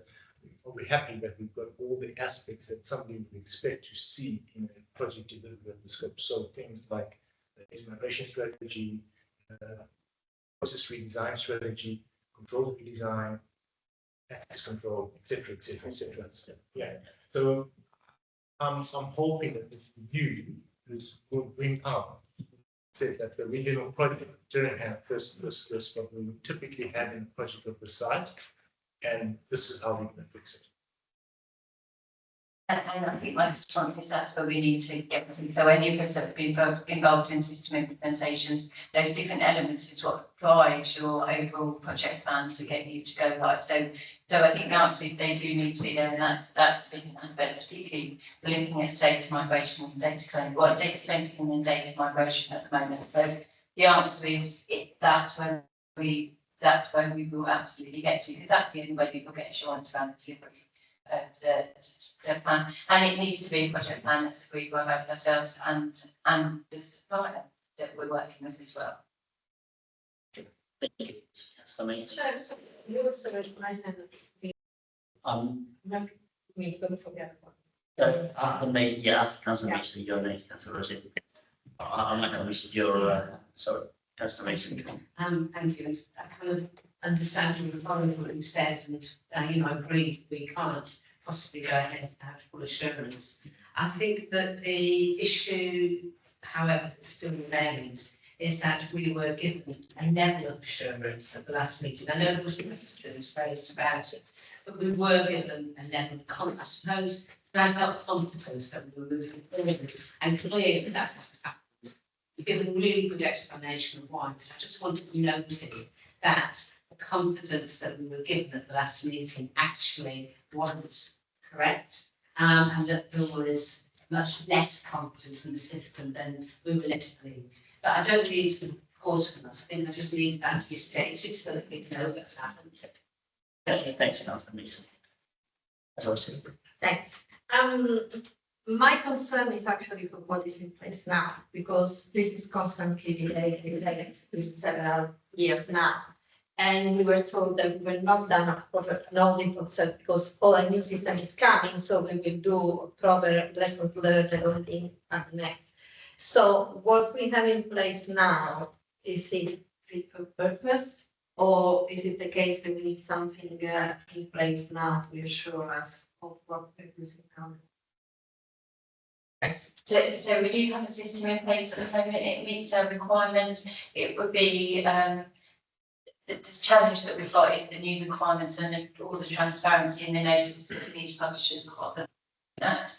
For the current system as it stands, I say as it stands, I'm not saying that it's a system that can't support us through the Procurement Act. We'd still have to make further changes to make us compliant with the Procurement Act of February 2024. It's absolutely fit for purpose at this point in time.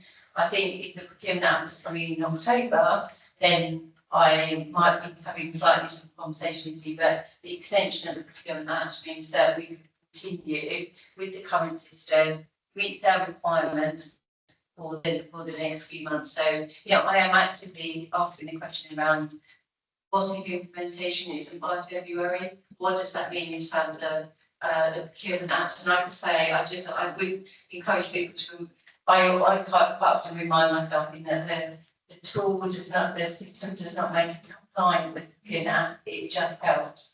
So I want to very quickly know if that go-live date isn't till after February, what does Plan B look like when the Procurement Act comes in February? So the current, we do have a current system at the moment, and it is fit for purpose at the moment, but with the Procurement Act coming in February, that would be challenging. This one I'm asking is because I think the concerns were raised before the Procurement Act about the procurement register. So yeah, so an ongoing issue, but I don't see it as only related to the Procurement Act. yeah, so I guess, and that's a slightly different issue in terms of the completeness of the contract register. So the system, I would say, the system is only as good as the data that you put into it. So, separate to that is that piece of work, we are in a much better place than where we were, I understand, 12 months ago in terms of our contract register. You don't need a system to have a complete contract register. You could always use Microsoft Excel.